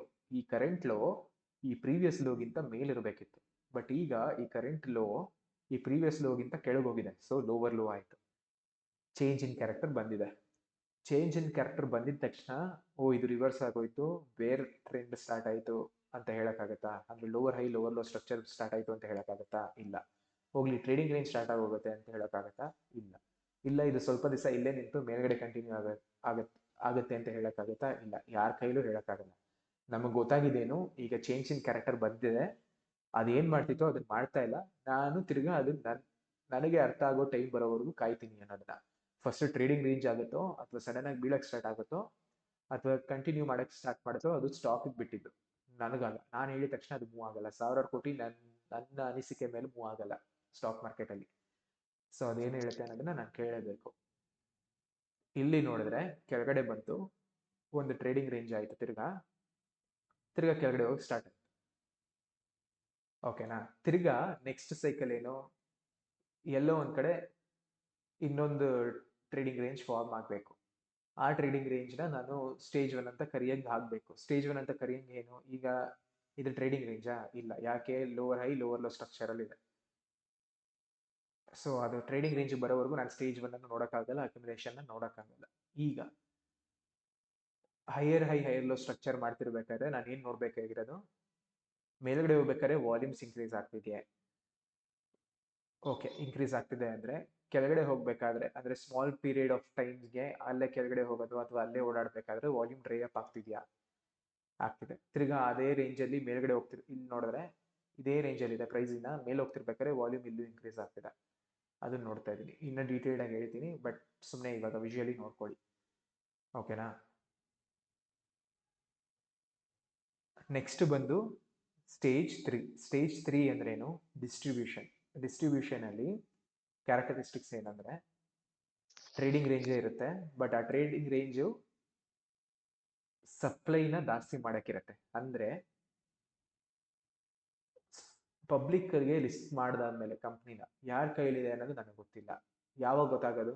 5%ಗಿಂತ ಜಾಸ್ತಿ ಓನ್ ಮಾಡಿದ್ರೆ ಯಾರು ನನ್ನ ಕಂಪ್ನಿ ಶೇರ್ಸ್ನ, ಆಗ ಸೆಬಿ ರೂಲ್ ಪ್ರಕಾರ ಅವ್ರು ನನಗೆ ಡಿಸ್ಕ್ಲೋಸ್ ಮಾಡಬೇಕು ನಾನು 5% ಖರೀದಿ ಮಾಡಿದ್ದೀನಿ ಅಂತ. ಬಟ್ ಈಗ 2-3 ಆಸೆಟ್ ಮ್ಯಾನೇಜ್ಮೆಂಟ್ ಕಂಪನಿ ಮತ್ತೆ ಯಾರ್ಯಾರೋ ದೊಡ್ಡ ಪ್ಲೇಯರ್ಸ್ ನನ್ನ ಕಂಪ್ನಿನ ಆ್ಯಡ್ ಅಂದರೆ ಟೋಟಲ್ ಆಗಿ 5%ಗಿಂತ ಜಾಸ್ತಿ ಖರೀದಿ ಮಾಡಿರ್ಬೋದಾ? ಆಬ್ವಿಯಸ್ಲಿ ಚಾನ್ಸ್ ಇದೆ. ಅಂದರೆ ಅವ್ರೇನು ಮಾತಾಡ್ಕೊಂಡು ಮಾಡಬೇಕು ಅಂತಿಲ್ಲ ಹೇಳಿದ್ದು. ಇಂಡಿವಿಜುವಲಿ ಅವ್ರ ಇಂಡಿವಿಜುವಲ್ ಪಾರ್ಟ್ಸ್ನ ಆ್ಯಡ್ ಮಾಡಿದ್ರೆ ಆಬ್ವಿಯಸ್ಲಿ ಅದಕ್ಕಿಂತ ಜಾಸ್ತಿ ಇರುತ್ತೆ 5%ಗಿಂತ. ಸೊ ದೇ ಹ್ಯಾವ್ ಕಂಟ್ರೋಲ್ ನನ್ನ ಸ್ಟಾಕ್ ಮೇಲೆ. ಈಗ ಇಲ್ಲಿಗೆ ಬರೋಣ, ಯಾವುದು ಅಕ್ಯುಮಿಲೇಷನ್ಗೆ. ಸ್ಟಾಕ್ದು ರೇಂಜ್ ಏನಿದೆ 1400 1300, ಹೆಚ್ಚು ಕಡಿಮೆ ₹100 ರೇಂಜಲ್ಲೇ ಓಡಾಡ್ತಿದೆ ಅಲ್ವಾ. ಇಲ್ಲಿ ಫೆಬ್ರವರಿ 9th 2023 ಇಂದ ಹಿಡಿದು ಮೇ 2023ವರೆಗೂ ಎಷ್ಟು ದಿವಸಗಳಿವೆ? ಆಲ್ಮೋಸ್ಟ್ 82 ಡೇಸ್, 3 ತಿಂಗಳು ಅಂತ ಇಟ್ಕೊಳ್ಳೋಣ, ಓಕೆನಾ. 3 ತಿಂಗಳು ಒಂದೇ ಟ್ರೇಡಿಂಗ್ ರೇಂಜಲ್ಲಿ ಓಡಾಡ್ತಿದೆ ಪ್ರೈಸ್, ಓಕೆನಾ. ಆ 3 ತಿಂಗಳು ಏನು ಮಾಡ್ತಿದೆ? ಯಾರ್ಯಾರು ಇವಾಗ ಆಸೆಟ್ ಮ್ಯಾನೇಜ್ಮೆಂಟ್ ಕಂಪ್ನಿ ಇರ್ಬೋದು, ಮ್ಯೂಚುವಲ್ ಫಂಡ್ ಇರ್ಬೋದು, ಬ್ಯಾಂಕ್ಸು, ಫೈನಾನ್ಸಸ್ಸು, ಅದೇ ಇನ್ಸ್ಟಿಟ್ಯೂಷನಲ್ ಪ್ಲೇಯರ್ಸ್ ಇದ್ದಾರೋ ಅವ್ರಿಗೆಲ್ಲ ನನ್ನ ಕಂಪ್ನಿ ಮೇಲೆ ಇಂಟ್ರೆಸ್ಟ್ ಇದ್ದು ಖರೀದಿ ಮಾಡೋಕ್ಕೆ ಟ್ರೈ ಮಾಡ್ತಿದ್ದಾರೆ, ಓಕೆನಾ. ಅದು ನನಗೆ ಹೆಂಗೆ ಗೊತ್ತಾಗ್ತಿದೆ? ಮೇಲ್ಗಡೆ ಹೋಗ್ತಿರ್ಬೇಕಾದ್ರೆ ಹ್ಯೂಜ್ ವಾಲ್ಯೂಮ್ಸ್ ಬರ್ತಾ ಇದೆ, ಆಯ್ತಾ. ಅಲ್ಲಲ್ಲೇ ಓಡಾಡ್ತಿರ್ಬೇಕಾದ್ರೆ ವಾಲ್ಯೂಮ್ ಡ್ರೈ ಅಪ್ ಆಗ್ತದೆ, ಒಂದು ಸೈನು. ಇನ್ನೊಂದು ಸೈನು ಸ್ಟ್ರಾಂಗ್ ಕ್ಯಾಂಡಲ್ ಬರ್ತಿದ್ಯಾ, ವೈಡ್ ರೇಂಜ್ ಕ್ಯಾಂಡಲ್ ಬರ್ತಿದ್ಯಾ ಅಂತ. ಅದೇನು ಅಂತ ಹೇಳ್ತೀನಿ, ಸುಮ್ಮನೆ ಇವಾಗ ಟರ್ನ್ ಗ್ಯಾಪ್ನ ಇಟ್ಕೊಳ್ಳಿ. ವೈಡ್ ರೇಂಜ್ ಕ್ಯಾಂಡಲ್ಲು ಮತ್ತು strong candles on the upside ಅಂದರೆ ಬುಲಿಶ್ ಕ್ಯಾಂಡಲ್ ಬರ್ತಾ ಇದೆಯಾ ಅನ್ನೋದನ್ನ ನೋಡ್ತಾರೆ. ಇಲ್ಲಿ ಬರ್ತಿದೆ, ಓಕೆ, ವಿಚ್ ಇಸ್ ಗುಡ್. ಈಗ ಅವರೆಲ್ಲ ಇಲ್ಲಿ ಖರೀದಿ ಮಾಡ್ತಿರ್ಬೇಕಾದ್ರೆ ಏನಾಗ್ತದೆ? ಸಪ್ಲೈ ಇತ್ತು, ಆ ಸಪ್ಲೈನ ತಿಂತಾ ಇದ್ದಾರೆ. ಸಪೋಸ್ ನಾನು HDFC ಆಸೆಟ್ ಮ್ಯಾನೇಜ್ ಕಂಪ್ನಿನ ನಡೆಸ್ತಾ ಇದ್ದೀನಿ, ಅಥವಾ ನಾನು ಈ ಟ್ರೆಂಡ್ ಕಂಪ್ನಿನ ನಡೆಸ್ತಾ ಇದ್ದೀನಿ. Hershey HDFC asset management ಕಂಪ್ನಿನ ನಡೆಸ್ತಾನೆ. ಈಗ ಹರ್ಷಿ ಥಾಟ್, ಓಕೆ, ಇದು ಟ್ರೆಂಡ್ ಕಂಪ್ನಿ ಚೆನ್ನಾಗಿದೆ, ನಾನು ಇದನ್ನ ಬೈ ಮಾಡಬೇಕು ಅಂತ. ಇದಕ್ಕೆ ಅಲಿಕೇಶನ್ಗೆ ಹರ್ಷಿ ವಿಲ್ ಥಿಂಕ್, ಓಕೆ, ಒಂದು 200 ಕೋಟಿ ತಗೊಂಡು ಹಾಕೋಣಪ್ಪ ಇದು ಈ ಕಂಪ್ನಿಗೆ ಅಂತ. 200 ಕೋಟಿನೂ ಒಂದೇ ದಿವಸ ಬೈ ಮಾಡಿದ್ರೆ ಹರ್ಷಿ ಇರೋ ಸಪ್ಲೈ ಎಲ್ಲ ಇಲ್ಲೇ ತಿನ್ಕೊಂಡ್ಬಿಡುತ್ತಾ? ಎಕ್ಸಾಂಪಲ್ ಹೇಳ್ತಾ ಇರೋದು, ಓಕೆನಾ. ಸಪೋಸ್ ಅದೇ ಹರ್ಷಿ ಸ್ಮಾರ್ಟ್ ಆಗಿ, ಇಲ್ಲ ಬೇಡ, ನಾನು ಈ ದಿವಸ 1 ಕೋಟಿ ತಗೋತೀನಿ, ನೆಕ್ಸ್ಟ್ ಇನ್ನೊಂದು ಸ್ವಲ್ಪ ಕಡಿಮೆ ಬಂದಾಗ 2 ಕೋಟಿ ತಗೋತೀನಿ, ಇನ್ನೊಂದು ಚೂರು ಮೇಲ್ಗಡೆ ಹೋದ್ರೆ 1 ಕೋಟಿ ತಗೋತೀನಿ, ಇನ್ನೊಂದು ಸ್ವಲ್ಪ ಜಾಸ್ತಿ ಬಿದ್ದರೆ 2 ಕೋಟಿ ತಗೋತೀನಿ. Over a period of time ನಾನು ಇದನ್ನ ನಿಧಾನಕ್ಕೆ ತಗೊತೀನಿ. ಈಗ ಹೆಂಗೆ ಮ್ಯೂಚುವಲ್ ಫಂಡ್ಸ್ ಅವರು ನಿಮ್ಮ ಕೈಯಲ್ಲಿ SIP ಮಾಡಿಸ್ಕೊಂತಾರೆ ತಿಂಗಳು, ಹಂಗೆ ಹರ್ಷಿ ಮೈಟ್ ಸ್ಪ್ಲಿಟ್, ಓಕೆ, ದಿವಸ ನಾನು ಇಷ್ಟಿಷ್ಟು ತಗೊತೀನಿ, ಆ ದಿವಸದಲ್ಲೂ ಹಿ ಕ್ಯಾನ್ ಸ್ಪ್ಲಿಟ್, ನಾನು ಈ ಅವರ್ಗೆ ಇಷ್ಟು ತಗೋತೀನಿ, ಈ ಅವರ್ಗೆ ಇಷ್ಟು ತಗೋತೀನಿ ಅಂತ. ಇಟ್ಸ್ ಅಪ್ ಟು ಹಿಮ್, ಓಕೆನಾ. ಆ ಕಂಪ್ನಿ ಮಾಡೆಲ್ನ ನೀನ್ ಯಾರು ಗೋಲ್ಡ್ ಇದೇ ತರ ಅಲ್ವಾ ಹೇಳ್ಕೊಟ್ಟಿದ್ ನನ್ಗೆ ಮಾಡುವಂತ? ಏನೇನು? ಗೋಲ್ಡ್ ಕೂಡ ಇದೇ ತರ ಅಲ್ವಾ ಹೇಳಿದ್ ನೀನು ಮಾಡುವಂತ, over the period of time ಮಾಡುವಂತ? ಹೌದು. ಅಂದ್ರೆ ಇನ್ವೆಸ್ಟ್ ಮಾಡ್ತೀಯಾ ಅಂದ್ರೆ, ಫಿಸಿಕಲ್ ಗೋಲ್ಡ್ ತಗೋತೀಯ ಅಂದ್ರೆ ಇನ್ವೆಸ್ಟ್ಮೆಂಟ್ಗೆ ನೀನು ಒಂದು ದಿವಸ ತಗೊಳ್ಳೋದೇ ಬೆಟರ್. ಹೌದಾ? ಹಾ, ಓಕೆನಾ. ಯಾಕೆ ಅಂದ್ರೆ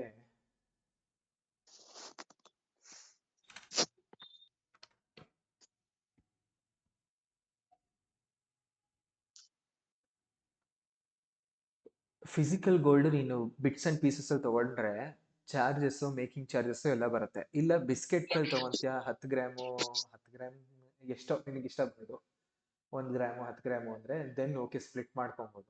ಗೋಲ್ಡ್ ಚೈನು ಆ ಥರ ಏನಾದ್ರು ತಗೊಂತೀಯ ಅಂದರೆ ಮೇಕಿಂಗ್ ಚಾರ್ಜಸ್ಸು, ಡಿಸೈನ್ಗೆ ಚಾರ್ಜಸ್ಸು ಆ ಥರ ಎಲ್ಲ ಹಾಕ್ತಾರಲ್ಲ, so it's better to buy at one shot. ಇಲ್ಲ ನೀನು ಇದ್ರದ್ದನ್ನ ETFಸ್ಗಳು ಬರುತ್ತೆ, ಮ್ಯೂಚುವಲ್ ಫಂಡ್ ಥರ ಗೋಲ್ಡ್ ETF ಬರುತ್ತೆ, ಅದ್ರಲ್ಲಿ ಖರೀದಿ ಮಾಡ್ತೀಯ ಅಂದರೆ ಓವರ್ ದ ಟೈಮ್ ಮಾಡ್ಬೋದು, ನಿಧಾನಕ್ಕೆ ಚೂರೇ ತೊಗೊಬೋದು, ಅಲ್ಲಿ ಏನು ಚಾರ್ಜಸ್ ಬರಲ್ಲ, ಮೇಕಿಂಗ್ ಚಾರ್ಜಸ್ ಇಲ್ಲ, ಏನೂ ಇಲ್ಲ. ಸೊ ಇದು ಕ್ಲಿಯರ್ ಆಯ್ತಾ ನಿಮಗೆ? ಅಲ್ಲ, ನೀನಾಗ ಹೇಳ್ದಾಗ ನಂಗೆ ಇದೇ ನೆನಪಾಯ್ತು. ಹಾ, ಅಂದ್ರೆ ಪ್ರತಿಯೊಂದು ಕಂಪ್ನಿದು ಅವ್ರದ್ದೊಂದು ಮಾಡೆಲ್ ಇರುತ್ತೆ, ಹಿಂಗೆ ಮಾಡಬೇಕು ಹಾಗೆ ಮಾಡಬೇಕು ಅಂತಿಲ್ಲ. ನಾನು ಎಕ್ಸಾಂಪಲ್ಗೆ ಹೇಳ್ತಾ ಇರೋದು, ಅವ್ರದ್ದೇ ಒಂದು ಮಾಡೆಲ್ ಇರುತ್ತೆ, ಆ ಮಾಡೆಲ್ನ ಟೆಸ್ಟ್ ಮಾಡಿರ್ತಾರೆ, ಅವ್ರು ಅದನ್ನ ಯಾರಿಗೂ ಬೇರೆಯವ್ರಿಗೆ ಯಾರಿಗೂ ಹೇಳಲ್ಲ, ಡಿಪ್ಲಾಯ್ ಮಾಡ್ತಾರೆ, ಸುಮ್ಮನೆ ಕೂತ್ಕೊಂತಾರೆ.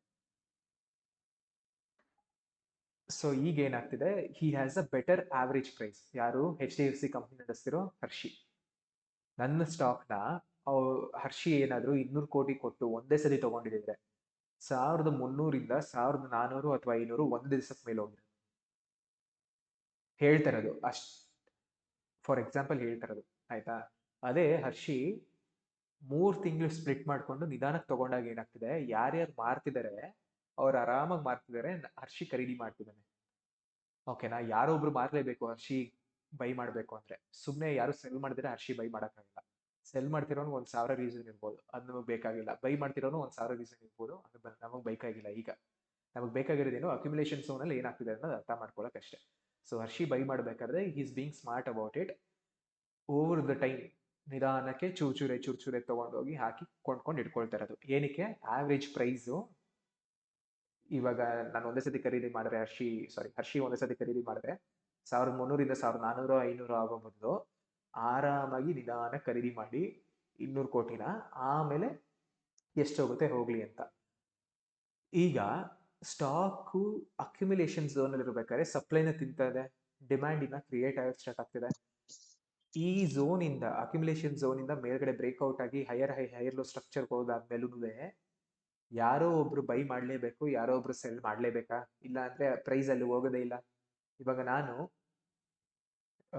ಟೊಮೆಟೊ ಮಾರ್ಬೇಕಾದ್ರೆ 80 ರೂಪಾಯಿ ಮಾರ್ತಿದ್ದೆ ಈ ರೇಂಜ್ ಅಲ್ಲಿ ಅಂತ ಇಟ್ಕೊಳ್ಳೋಣ.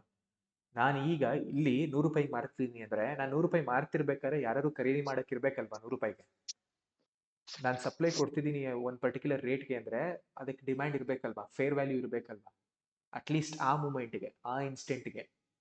ಪ್ರಾಬಬ್ಲಿ ಟೊಮೆಟೊ ನಾಳೆ ದಿವಸ ಇನ್ನ ಮೇಲೆ ಹೋಗ್ಬೋದು, ಹೇಳಕ್ಕಾಗಲ್ಲ. ಏನೋ ಆಯ್ತು, ಅನಾವೃಷ್ಟಿನೋ ಅತಿವೃಷ್ಟಿನೋ ಬಂತು, ನಾಳೆ ಇನ್ನ 140 ರೂಪಾಯಿಗೆ ಹೋಗ್ಬೋದು. But at the present time, ಈ ದಿವಸ ನಾನು 100 ರೂಪಾಯಿ 80 ರೂಪಾಯಿ ಮಾರ್ತಿದ್ದವನು 100 ರೂಪಾಯಿಗೆ ಮಾರ್ತಿದ್ದೀನಿ ಅಂದ್ರೆ ಆ 100 ರೂಪಾಯಿಗೆ ಖರೀದಿ ಮಾಡಕ್ಕೆ ಯಾರು ಇರಲೇಬೇಕು.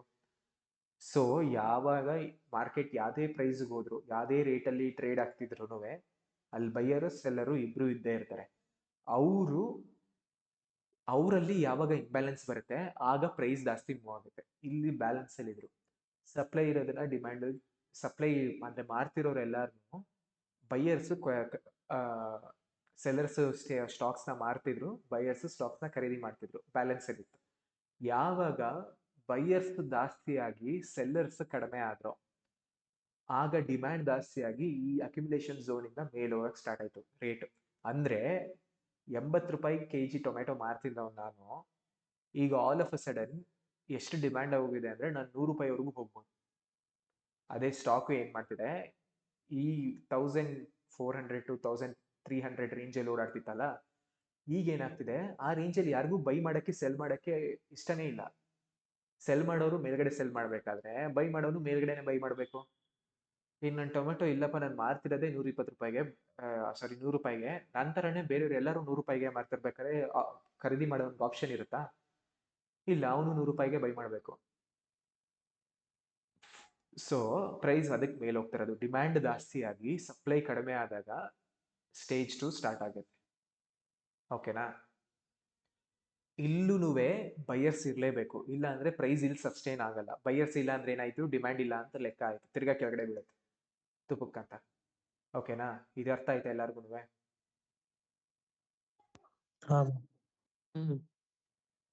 ಓಕೆ. ಸ್ಟೇಜ್ 3 ನಲ್ಲಿ ಏನಾಗ್ತಿದೆ, ಅದೇ same thing, trading range. But ಇಲ್ಲಿ ಈಗ ಹರ್ಷಿ ಏನ್ ಮಾಡಿದ,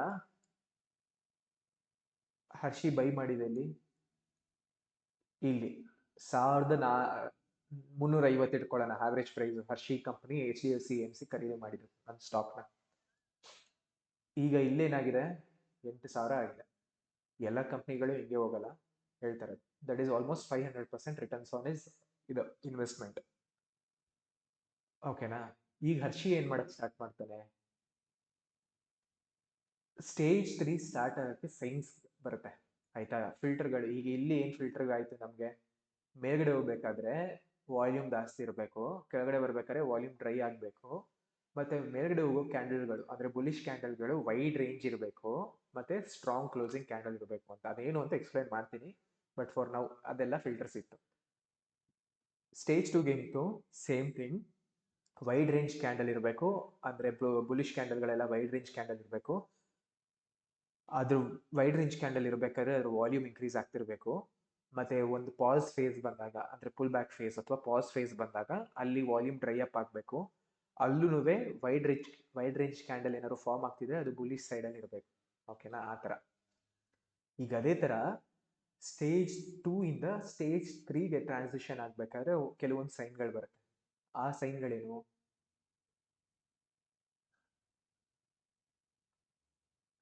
ಈಗ ಇಲ್ಲಿಂದ ಇಲ್ಲಿವರೆಗೂ ನೋಡ್ಬೇಕಾದ್ರೆ ಒಂದು ಕರ್ವ್ ಡ್ರಾ ಮಾಡಿದ್ರೆ ನಾನು,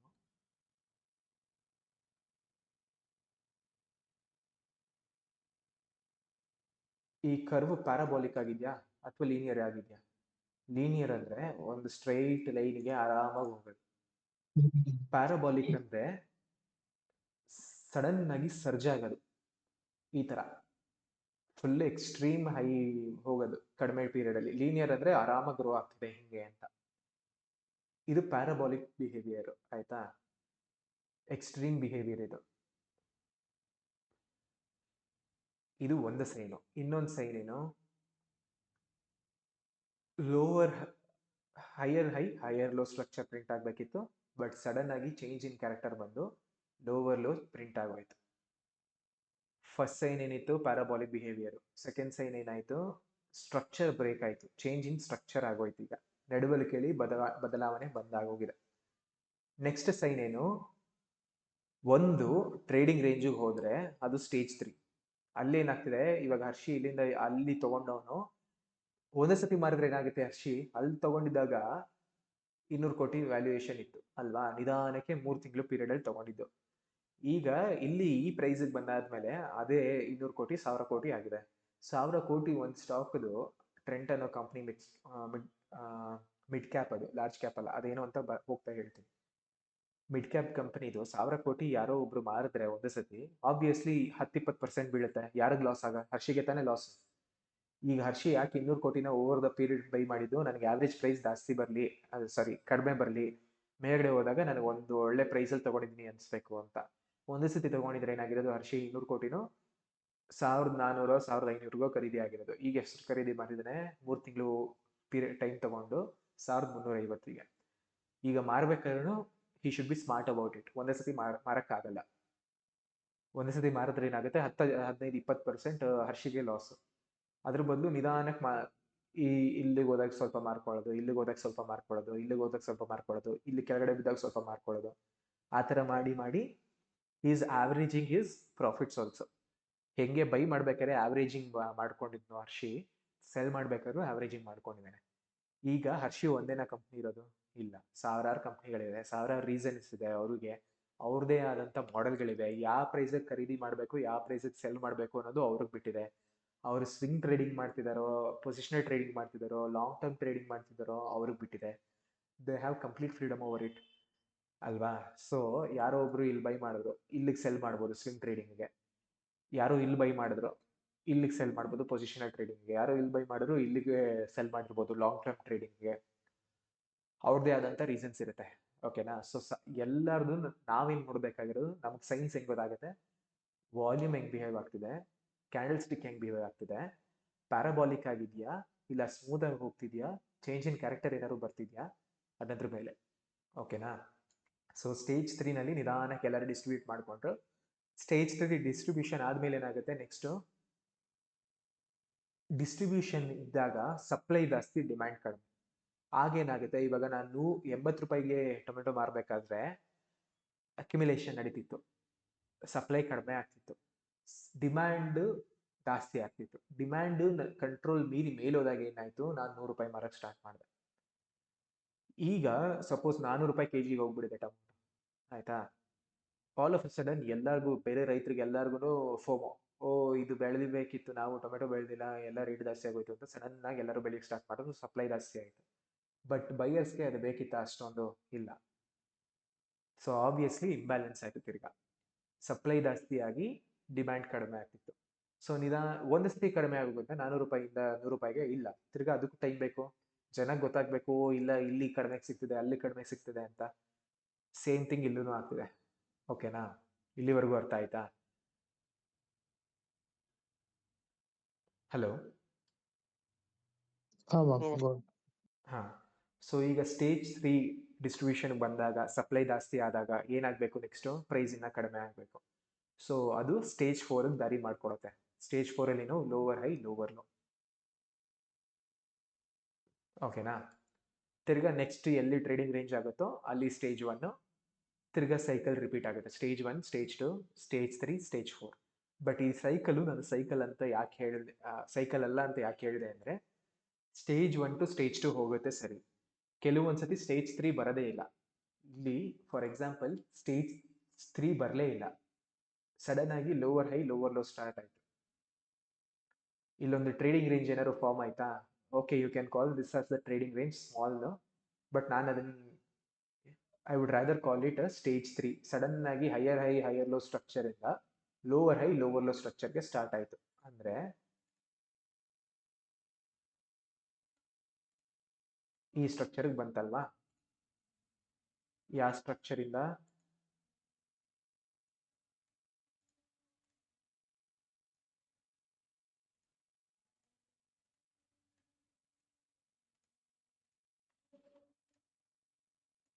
higher high higher low structure ಇಂದ ಲೋವರ್ ಹೈ ಲೋವರ್ ಲೋ ಸ್ಟ್ರಕ್ಚರ್ಗೆ ಸಡನ್ ಆಗಿ ಟ್ರಾನ್ಸಿಷನ್ ಆಗೋಯ್ತು ಅಲ್ವಾ?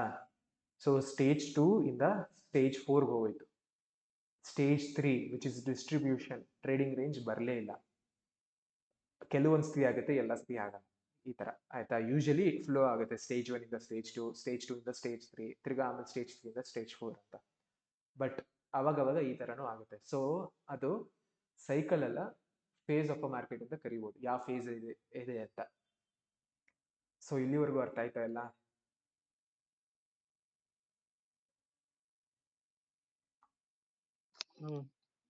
ಓಕೆ.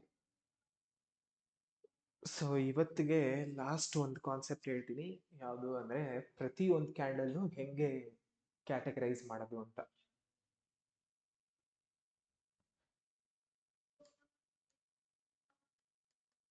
ಈಗ ಒಂದು ಕ್ಯಾಂಡಲ್ದು open high low close data ಏನು? ಇದು ಹೈ, ಇದು ಲೋ, ಇದು ಕ್ಲೋಸ್, ಇದು ಓಪನ್. ಈ ಕ್ಯಾಂಡಲ್ ಕಪ್ಪು ಯಾಕಿರೋದು? ಓಪನಿಂಗ್ ಪ್ರೈಸ್ ಮೇಲಿತ್ತು, ಅಂದ್ರೆ ಮಾರ್ಕೆಟ್ 9:15ಗೆ ಓಪನ್ ಆದಾಗ ಮೇಲಿತ್ತು, ಕ್ಲೋಸಿಂಗ್ ಟೈಮ್ 3:30ಗೆ ಮಾರ್ಕೆಟ್ ಕ್ಲೋಸ್ ಆಗೋ ಟೈಮ್ಗೆ ಕೆಳಗಡೆ ಬಂತು. ಸೊ ಓಪನಿಂಗ್ ಪ್ರೈಸ್ಗಿಂತ ಕ್ಲೋಸಿಂಗ್ ಪ್ರೈಸ್ ಕೆಳಗಡೆ ಇರೋದಕ್ಕೆ ಈ ಕ್ಯಾಂಡಲ್ ಕಪ್ಪು ಬಣ್ಣದಲ್ಲೇ ಇದೆ. ಇದನ್ನ ನೀವು ರೆಡ್ಗಾರು ಮಾಡ್ಕೊಬೋದು, ಯಾವ ಕಲರ್ಗಾರು ಮಾಡ್ಕೋಬಹುದು. ಬಟ್ ಕಾನ್ಸೆಪ್ಟ್ ಏನು? ಓಪನಿಂಗ್ ಮೇಲಿತ್ತು, ಕ್ಲೋಸಿಂಗ್ ಕೆಳಗಿತ್ತು, ಅಂದ್ರೆ ಆ ದಿಸದಲ್ಲಿ ಸಪ್ಲೈ ಜಾಸ್ತಿ ಇತ್ತು ಡಿಮ್ಯಾಂಡ್ಗಿಂತ. ಇಲ್ಲಿವರೆಗೂ ಏನ್ ಹೇಳಿದೆ? ಗ್ರೂಪ್ ಆಫ್ ಕ್ಯಾಂಡಲ್ಸ್ ತಗೊಂಡ್ವಿ ನಾವು. ಒಂದು ಗ್ರೂಪ್ನ ತಗೊಂಡ್ಬಿಟ್ಟು, ಓಕೆ ಇದು trading range, next up trend start ಆಯಿತು, ಅಲ್ಲಿ ಸಪ್ಲೈ ತಿನ್ಕೊಂಡ್ರು, ಸಪ್ಲೈ ತಿಂದು ಡಿಮ್ಯಾಂಡ್ ಜಾಸ್ತಿಯಾಗಿ, ಆ ಡಿಮ್ಯಾಂಡ್ ಯಾವ ಮಟ್ಟಿಗೆ ಜಾಸ್ತಿ ಆಯಿತು ಅಂದರೆ ಪ್ರೈಸ್ ಇಲ್ಲಿಂದ ಇಲ್ಲಿವರೆಗೂ ಬಂತು. ಅದೇ ಥರ ಇವಾಗ ನಾವು ಇಂಡಿವಿಜುವಲ್ ಡೇ ನೋಡ್ತಾ ಇದ್ದೀವಿ. ಈ ದಿವಸ ಮೇಲ್ಗಡೆ ಓಪನ್ ಆಗಿ ಕೆಳಗಡೆ ಬೀಳೋದಕ್ಕೆ ಕಾರಣ ಏನು? ಆ ದಿವಸ ಅಟ್ಲೀಸ್ಟ್ ಸಪ್ಲೈ ಜಾಸ್ತಿ ಇತ್ತು, ಅಷ್ಟು ಡಿಮ್ಯಾಂಡ್ ಇರಲಿಲ್ಲ. ನಾವೆಲ್ಲೋ ಇರ್ಬೋದು, ಸ್ಟೇಜ್ 1 ಇರ್ಬೋದು, ಸ್ಟೇಜ್ 2 ಇರ್ಬೋದು, ಯಾವ ಸ್ಟೇಜಲ್ಲಿ ಬೇಕಾದ್ರೂ ಇರ್ಬೋದು. ಬಟ್ ಈ ದಿವಸ ನೋಡಿದಾಗ, ಈ ದಿವಸದಲ್ಲಿ ಪರ್ಟಿಕ್ಯುಲರ್ ಡೇ ನೋಡಿದಾಗ ಸಪ್ಲೈ ಜಾಸ್ತಿ ಇತ್ತು ಡಿಮ್ಯಾಂಡ್ಗಿಂತ, ಅದಕ್ಕೇನೆ ಕ್ಯಾಂಡಲ್ ಮೇಲಿಂದ ಕೆಳಗಡೆ ಬಂತು. ಓಕೆನಾ? ಈಗ ಈ ದಿವಸ ಕೂಡ ಮೇಲಿಂದ ಕೆಳಗಡೆ ಬಿತ್ತು. ಈ ಕ್ಯಾಂಡಲ್ ನೋಡಿದ್ರೆ, ಯಾವುದು ಮಾರ್ಕ್ ಮಾಡ್ತೀನಿ, ಈ ಕ್ಯಾಂಡಲ್ ನೋಡಿದ್ರೆ ಕೂಡ ಅದು ಮೇಲಿಂದ ಕೆಳಗಡೆ ಬಿದ್ದಿದೆ, ಅದಕ್ಕೆ ಬ್ಲ್ಯಾಕ್ ಬಾಡಿ ಇರೋದಲ್ವಾ? ಈ ಎರಡು ಕ್ಯಾಂಡಲ್ ಕಂಪೇರ್ ಮಾಡಿದ್ರೆ ಯಾವುದು ರೇಂಜ್ ಜಾಸ್ತಿ ಇದೆ? ಈ ಮೊದಲನೇ ಕ್ಯಾಂಡಲ್. ರೇಂಜ್ ಅಂದ್ರೆ ಏನು ಅಂದ್ರೆ, ಒಂದು ಕ್ಯಾಂಡಲ್ದು ಹೈ ಟು ಲೋ ಡಿಸ್ಟೆನ್ಸ್ ನೋಡ್ತೀನಿ ನಾನು. ಓಕೆನಾ? ಹೈ ಟು ಲೋ ಅಂದ್ರೆ ಎಲ್ಲಿಂದ ಎಲ್ಲಿವರೆಗೂ ಬಂತು? ಈ ಕ್ಯಾಂಡಲ್ ಹೈ ಇಲ್ಲಿಂದ ಲೋ ಇಲ್ಲಿವರೆಗೂ ಇದೆ. ಓಕೆನಾ? ಸೊ ನನಗೆ ಇದು ರೇಂಜ್ ಆಫ್ ದ ಕ್ಯಾಂಡಲ್. ಈ ಕ್ಯಾಂಡಲ್ ರೇಂಜ್ಗೂ ಈ ಕ್ಯಾಂಡಲ್ ರೇಂಜ್ಗೂ ಕಂಪೇರ್ ಮಾಡಿದ್ರೆ ಯಾವ್ದು ಸ್ಟ್ರಾಂಗ್ ಇದೆ? ಈ ಕ್ಯಾಂಡಲ್, ಮೊದಲನೇ ಕ್ಯಾಂಡಲ್. ಯಾಕೆ? ಅದ್ರ ರೇಂಜೇ ವೈಡ್ ಇದೆ, ಅದಕ್ಕೆ ವೈಡ್ ರೇಂಜ್ ಕ್ಯಾಂಡಲ್ ಅಂದಿದ್ದು ಆಗ್ಲೇ. ಓಕೆನಾ? ಈ ಕ್ಯಾಂಡಲ್ ಕೂಡ ಸಪ್ಲೈ ಕ್ಯಾಂಡಲ್, ಅಂದ್ರೆ ಕೆಳಗಡೆ ಬಂದಿದೆ ಆ ದಿವಸ, ಇಲ್ಲ ಅಂತಲ್ಲ. ಬಟ್ ಈ ಕ್ಯಾಂಡಲ್ ಕಂಪೇರ್ ಮಾಡಿದ್ರೆ ಇದು ಅಷ್ಟು ಸ್ಟ್ರಾಂಗ್ ಅಲ್ಲ, ಇದು ಸ್ಟ್ರಾಂಗ್ ಕ್ಯಾಂಡಲ್ ನಂಗೆ. ಯಾಕೆ? ವೈಡ್ ರೇಂಜ್ ಕ್ಯಾಂಡಲ್ ಇದೆ. ಓಕೆನಾ? ಸ್ಟ್ರಾಂಗ್ ಕ್ಯಾಂಡಲ್ ಅನ್ನೋದಕ್ಕೆ ಅದು ಒಂದೇ ಕಾರಣನಾ? ಇಲ್ಲ, ಇನ್ನೊಂದೇನು, ಈಗ ಈ ಕ್ಯಾಂಡಲ್ ಅಥವಾ ಈ ಕ್ಯಾಂಡಲ್ ನೋಡಿದ್ರೆ ಬ್ಲ್ಯಾಕ್ ಬಾಡಿ ಇದೆ, ಸೊ ಓಪನಿಂಗ್ ಪ್ರೈಸ್ ಗಿಂತ ಕ್ಲೋಸಿಂಗ್ ಪ್ರೈಸ್ ಕೆಳಗಿದೆ, ಇಲ್ಲ ಅಂತಿಲ್ಲ.